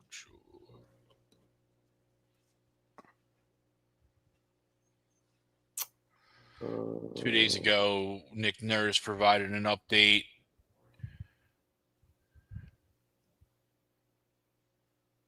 There's nothing really new. I know he had a good workout yesterday. He was live-ish, 3-on-3. It was good. He progressed well. We'll just see how it goes. Great, thanks. Yeah, I don't know. There's no like time. That was the most information that this piece has, and that was 2 days ago. So he was talking about him. 29. Make the Sixers debut next week plus sometime in November. Yeah. All right, great. It's November now. Is he gonna play? Yeah, George has seemed to be on his ways towards a return I mean, he's been practicing fully for like a month. Yeah, as he ramps up his intensity and participation in team practice, but still hasn't played as he heals from the knee injury he suffered last season. Although Philadelphia continues to report good things about his progress and recovery, and this was about the Chicago game. He'll still miss the night's game in Chicago. So I would assume, yeah, and the Sixers, and this one said Sixers could use him because they've struggled defensively early on in the season, and he definitely helps there. Mm-hmm. I just saw that one too, but no real information though. No. And why is McCain Classic still Sixers. willing a goddamn splint? So what's going on with that? You know, what's going on with the McCain splint? Like, what do you do? Is it the worst hand injury of all time, or thumb injury of all time? I don't understand. Like, you can play. I mean, it's a UCL. I don't know. It's a UCL in the thumb. That's what they said. Yeah, I know that the UCL goes because obviously I had surgery on it. Why tore the UCL it tore it here, but it goes all the way down from your thumb all the way up into your shoulder. So maybe it's affecting the rest of the arm. I don't know, but that's on the pinky side, so I have no idea. That's what is that his shooting hand? I think so. Oh, I'll never be able to shoot again. Paint him up, Jared. The shot ain't gonna be there ever again. Now we got a UCL. This is amazing stuff. The UCL goes into it could go into the thumb. It's got a UCL in the thumb. There's got to be one on the other side. So the UCL could run. So he could damage here, and it could run it up in the full. Well, UCL. so I know, when I tore my UCL pitching, I would touch here, and I can feel it down on my pinky. Right, I touch my elbow, and well, I that's feel just it nerve. I think that's just you feeling nerve from it. Possibly, and but I think it still goes all the way. The nerve runs, so maybe it's the nerve. I'm just maybe. Did they say it was his UCL on his thumb? Is that what they said? I'm pretty sure he had a torn UCL on his thumb. I'm pretty sure. Can we confirm that? Oh my god! Can we confirm that? Was this real life? Jared, I'm sorry. It's 12:11 at night, and I'm asking you to confirm. I think he's a good shooter, Rome. I think he's a better shooter right away than we probably thought he would be. That's why I'll call him good instead of decent. Right? I'll call him good instead of decent because I've like the way he looks now, it's like, oh, okay. I think you're a little more advanced than maybe we thought you would be. Yeah. Jared McCain suffers another setback with thumb injury. A UCL tear traditionally requires a recovery period of 4 to 6 weeks. So, yeah, UCL tear in a thumb. In his right thumb. So, yes, it is a shooting hand. Huh. Interesting. Dr. Ryan. Paging Dr. Ryan. I had a UCL injury. I'm the most qualified on this podcast about this. We're not going to talk qualifications. I'll get the doc on that. You know what I mean? We'll start your qualifications down real quick then. We'll just call. No, it's funny. I didn't know. I learned something new every day. I like it. Appreciate it. I'm here for, some reasons. Wish you were here for the Markel Fultz stage. We would have known right then and there. I still don't know what the hell's wrong with that guy, dude. Still don't have any idea what's wrong with him. Yeah, because on tape, that guy looked like the best player in the draft. Correct. And it did not look close. Yeah. It did not look close. He looked like the smooth operator. He got to wherever the hell he wanted to get to. He gave us. And he still could in the league. He could in the league too. He just couldn't shoot. Yeah. He'd get to wherever he wanted to get to. Mm-hmm. That didn't stop. Yeah, his first 2 summer league games were electric. You know what the problem was? The killers in this league, they don't still live with mom, right? Like Michael Carter Williams live with mom, right? Mom handle finances, right? Daniels, different league, same. Yeah, you can't. Be careful. You gotta let the dog. You gotta let the dog eat. You know what I mean? You gotta let the dog lick.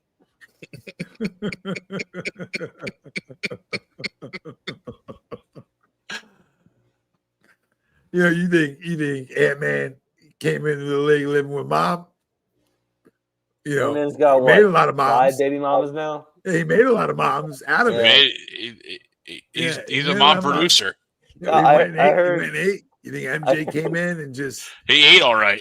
Yeah, you think MJ and Kobe? We know Kobe. I mean, rest in peace, Kobe. I love you. We knew Kobe was, things were happening. He's NBA players. We know the NBA player. Did your power go out, right? Just around you? Yeah, it did. It did. You storming up there? I guess so. Yeah, it's raining pretty good. It's raining pretty good over here in Bucks. Is it? Oh, in Bucks. That's how we call it. I like that. Over here in Bucks. Just got my parents back from Jamaica. They were stranded in Jamaica for a week. Holy fuck, were they? Yeah. They were down there? They were right in the middle of it. You didn't tell anybody. Yeah, I kept it quiet. You sure as hell did. Yeah. Oh my God, where'd they have to go? Up? Where'd they go? So yeah, this is where my mush comes into play, right? So they had a good 2-week trip down there. First half of the week they were down in Kingston, the south or the west side of the island. Yeah. Wasn't very hard hit. Sunday, the day before all hell breaks loose, they go to Montego Bay. So they were closer. They were closer to the airport. They were closer to the direct hit. Oh, they got destroyed. Not destroyed, but yeah, that was where the brunt of it hit. Damn. But they, it was wild. It was wild. Where did they go? Where did they go? They didn't go anywhere. They stayed. No, I know shit, Greg. I know they stayed. Like, where'd they go? Oh, Sandals. No, What are you talking about? Like, where'd they go when the storm hit? Where did they? They were in the resort. They were still in their room. Just in the room? Like, how high up is the room? They had a first floor room. Nothing, no flooding now on their side. Interesting. Other parts, like more near where the ocean was, but just the wind was crazy. A lot of shit. Just the wind was crazy, and it's funny, they didn't see a lot of the videos because they obviously had spotty internet once it got back. Right, they didn't have any TV, and electricity was based off a generator. So they get home, and then now they finally start to see some of the videos and stuff like that. But yeah, it was wild. It was wild. Wow. But they said everything. The resort was awesome. Like the way they handled everything was awesome and stuff like that. So they were all safe, and it was interesting. It was interesting. Yeah. Well, that's the most important thing. Yeah, And they're back stateside and all that good stuff. I could ship them off again. That's fine. Get out of here. Oh my god. Oh my God, Go what I ahead to missed? Jamaica. What I missed? Go help out. My parents were in Jamaica during the hurricane. Oh, Yeah, Must've been nothing fun. major. that must have been fun. Christ. And then, so Right, they got like, home. yeah, that's easy work. It's Yeah, easy they got work. home because Sandals finally just got a charter plane and came down. Really? They spent hours at the airport. No electricity at the airport. Everything was handwritten. The U.S. Embassy was there checking manifest and making sure everything was good. Jesus. Yeah. They chartered a plane just to get everybody off the island Uh-huh. and just dumped them in Miami. It was wild, and That's because of certain things, like they couldn't fly over Cuba because because they missed a window or they didn't have the right permits, so they had to go. So what it was normally like an hour and a half flight took 3 hours because they had to go around it. Jesus Christ. And then they missed a window to land in Miami. So my dad's got a picture. The dude made 2 loops over the ocean just to waste time before they can finally land it. It was wild. Like they got to the airport they were up at like 5 a.m. Got to the airport at like 8 a.m. And then they didn't get home till 1 o'clock. 1 a.m. It was a wild day for them. Damn. Well, wild week. But yeah, wild week for sure. Holy. Yeah, you're a mush. I'm complete mush. No one, and that's where it comes from. You know what I mean? Parents leave part of the island just to go to the part that gets destroyed. And the other part of the island wasn't as bad. It wasn't as bad at all. Now, Yeah, I mean, it's a pretty big island. yeah, Well, I mean, I saw a lot of bad videos, but so you don't know. I mean, I'm sure it's not in good shape with 180-mile-an-hour winds. no, definitely not. Buck 60, buck 60. Yeah, what on record is one of the worst ones. Yeah, I mean, Measured. I mean, that's what covered it felt like it covered the country. Yeah, it's crazy. And it moved so slow, it just kept building. You know what I mean? Well, like even us in Jersey, dude. You come somehow direct hit that. Yeah. Like, ruh-roh. Me being like 45, 40 from the ocean.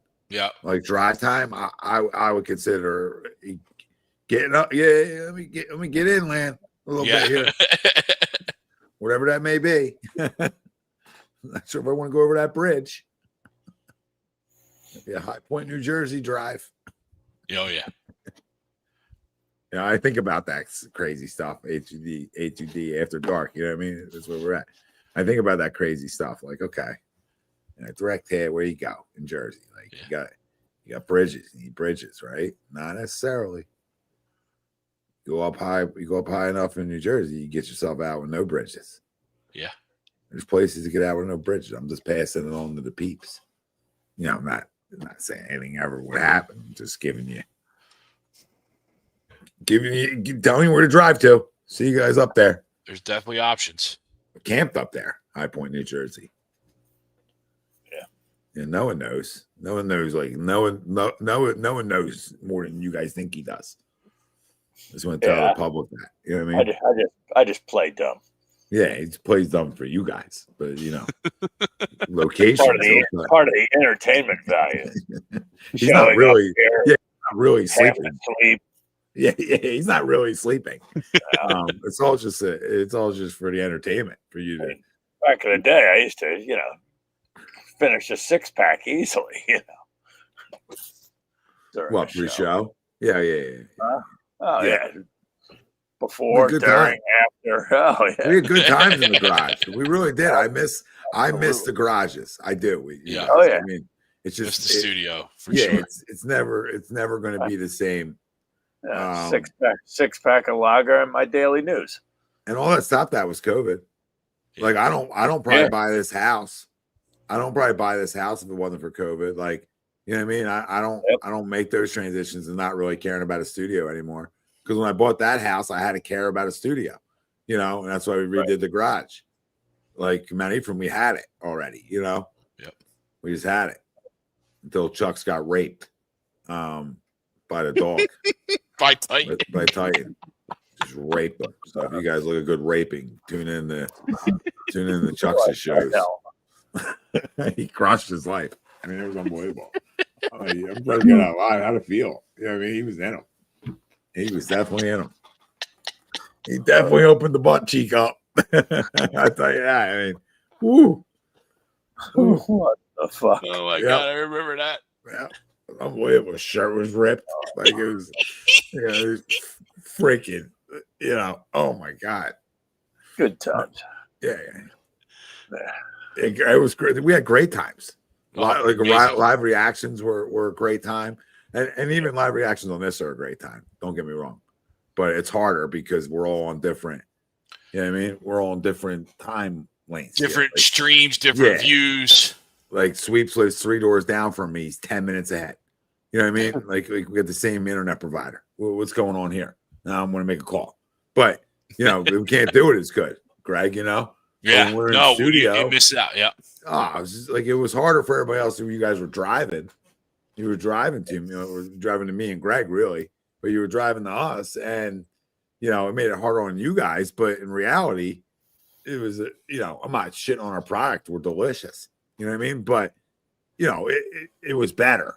It was better. Sitting right next to each other, screaming and yelling. Because we could talk over each other. We could do more things that are hard on this. Like I knew when somebody was ready to talk when you're next to me.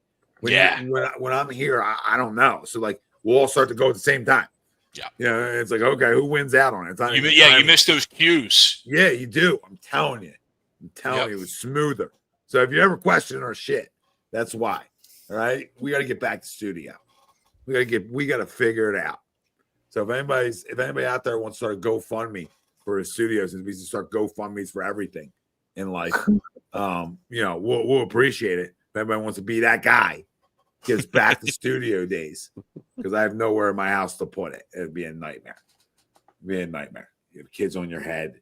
You know what I mean? Cass will be doing it with us. Oh, he's probably all in. I haven't introduced it to him yet.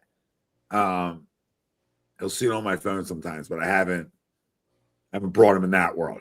Yeah, it's another world. He ain't ready for that shit. You know what I mean? I'll smoke him because he tells me I'm wrong about stuff all the time. I'm like, dude, you stop. You don't know. Knock it off. Knock it off. And with the Sixers, he has to score every 5 seconds. What's the score? Are they winning? It's not in every 5. Let it. I'm trying to teach them. There's games long. Eagles first quarter. Are they winning? They're winning, right? Yeah. Relax. We got a lot of action still. There's time. Now I'm look at me. I'm a sense of reason now. You know what I mean? I'm the voice of reason. I'm the voice of reason now. Hey, you know what? It's okay. We got a lot of football left. All right. Still don't know OnlyFans. Hey, sure. Every ugly chick in America is doing it. So I mean, I'll just throw my goods into the mix. Opencheeks.com. Opencheeks.com. Oh, good Lord. Oh, shit. Only $99.99 a month. Get your spread for days. Feed you for days, baby.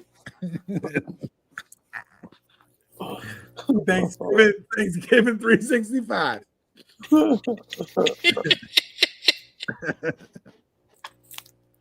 Look good, gobbler. What the fuck? You want cranberry sauce with that? Yeah, you want a little. Think about Thanksgiving. It's upsetting. I don't think I can play. No? I think it's over. It's over for me. Is it injury or schedule? Yeah, injury. Oh. Bad one. I don't know how much longer I got with my career. Yeah, he's on long-term IR, Tommy is. I mean, He's on long-term IR. L5. If Flacco can do it, you can do it. L5 herniated disc. So If Flacco can do it, you can do it.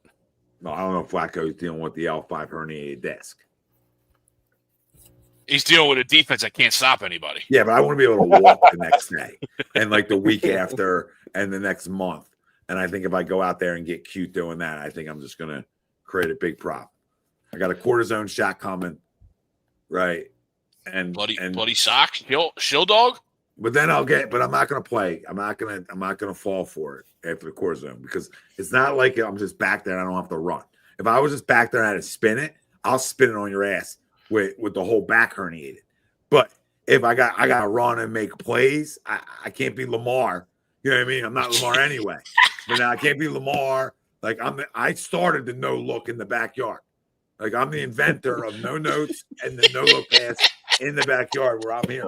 Boom, you don't even know. So now Mahomes wants to do it and Matty Stafford wants to do it. You know what I mean? That's for me, guys. I'm older than both of you. You know what I mean? So I started that. Just to confirm.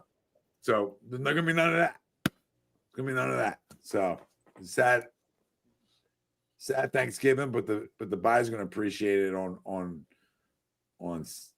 Friday. On Friday, watching the birds on the couch. Yeah. 3 Before I p.m.? don't know if I'd be able to get to it. Usually, I don't know if I can get to the couch in years prior because I do leave it all out there. You know what I mean? I haven't won in a few years either. Too many guys. You know what I mean? It's like, you got 5 guys running out. Like, you know what I mean? It's too much. Yeah. Like, you got 5 guys doing routes at the highest level. And we're out of here with 5 guys fucking running around. Like, give me 4 guys. 4 guys. I don't want the pick from a freaking, you know what I mean, the Eagles cornerback position. I just want to give me 4 guys. That's it. 4 guys, and you give me the blocker, right? That can also go out if needed as a check down. All right, as a check piece. But how about we go no rush? How about we just go 5 seconds? Ball's got to be out. 5 seconds. Ball's got to be out. I'll play. 1 Mississippi, 2 Mississippi. Yeah, there's a counter. As soon as ball is caught, you wait till ball's caught. Catch 1 Mississippi, 2. You wait till ball's caught. Right? You give 5 seconds to cover. Don, you've seen the jumper, Don. The jumper being delivered every day on the Fisher Price net. I'm like a mix of Akeem and Joel. You know what I mean? Like I'm like with the injury too. You know what I mean? With the injury as well. To go with it. Yeah. So it's I don't know, Greg. I don't know if I can hit fungos anymore. Like I did it. I was doing it, and I'm telling you. You took the fungo game out? I was dealing with it, man. Think about where it started. I'm not here to point fingers, but you think it didn't get created through doing what I do? Because I do take swings. I've been taking swings for years. If I'm teaching something, I'm going to go show you I can do it. You know what I mean? Like, come on. Think about it. If I'm teaching you something, I want to show you how to do it. Some guys need to learn visually. Some guys don't learn. Don't learn to blah, blah, blah, blah, blah, blah. Some guys need to see you do it. So I'm going to show you a draw. I'm going to go there and perform it. Oh my God. Yeah. Kev, go to bed, dude. Go to bed. No, past your bedtime. Oh my God, Kev. Oh my God. Kev, it's past your bedtime, dude. Go to bed. What are we doing? Oh, he's off tomorrow. That's why. He is off tomorrow. Yeah. Yes, He's got no school out. tomorrow. What are they off for? They're just out. It's like New Jersey teachers or something. I kept casting them all week. Cass, they staying home all week. We're not doing this. We're not doing school Monday, Wednesday. They knock it off. That's a week off. Knock it off. I mean, even if it was in high school, I'll tell them that's a week off. You don't even go Monday, Wednesday. What are we doing? We're going to break the weekend, break the week off. And now I was going to take Monday off too because the Sixers Sunday night. You know what I mean? So enjoy time off, and then you're going to go. And it's all half a day. That's a little fall break. Got a little fall break. Yeah, we just break whenever we want. School's overrated anyway. So that we could do that for a different day. You're on schedule. We ain't come here to play school, man. No. Shout out Cardell Jones. No. If you get your athleticism from your mother, then we're in trouble. I won't say that too much. She's good. She's a good tennis player. I'll give her that. So it's hard, man. maybe we got something. Maybe we got something. You know what I mean? Maybe we got something in them. We'll see. Go backhand action. I think Makes a lot of money, man. My daughter might make 150 home runs in her softball career. I feel like it might be like McGuire. It might be like Bonds. It might hit like 700. First girl 100 home runs in high school. First girl hit how many? How many you say? First girl ever hit 100 home runs in high school. No, because a lot of them do. My cousin 100 home runs. Yeah.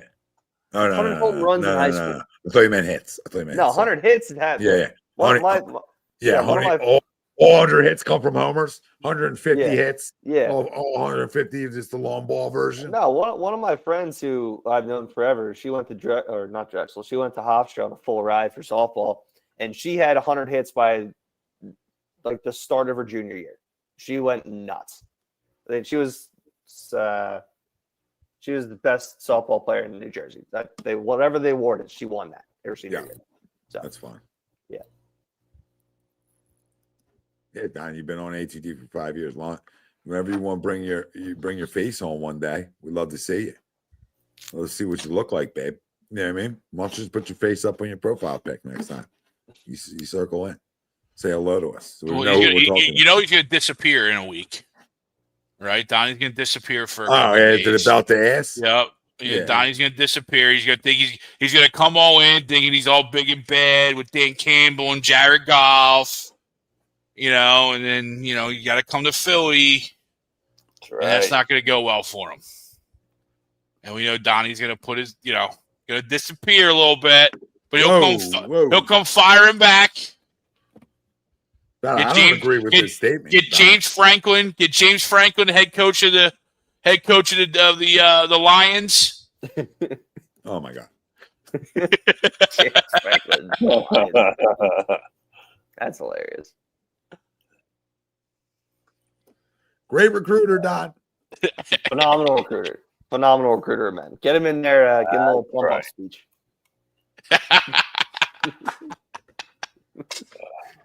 That's great. Oh, boys, I'm going to call it a night. We're right behind you. Yeah. That's what we're right behind you. Hey-o.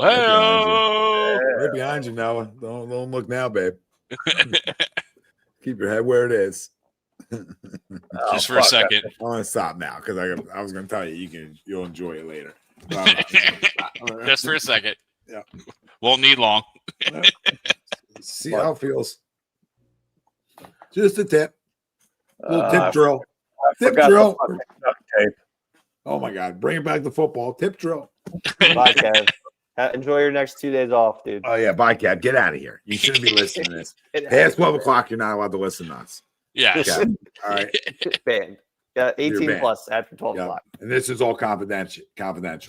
So any jokes or all jokes, Kev. All right. Just to be clear. Yeah, Don, maybe. I don't think he can play 38 minutes a night and win Rookie of the Year. I think he could die on the court. Not literally.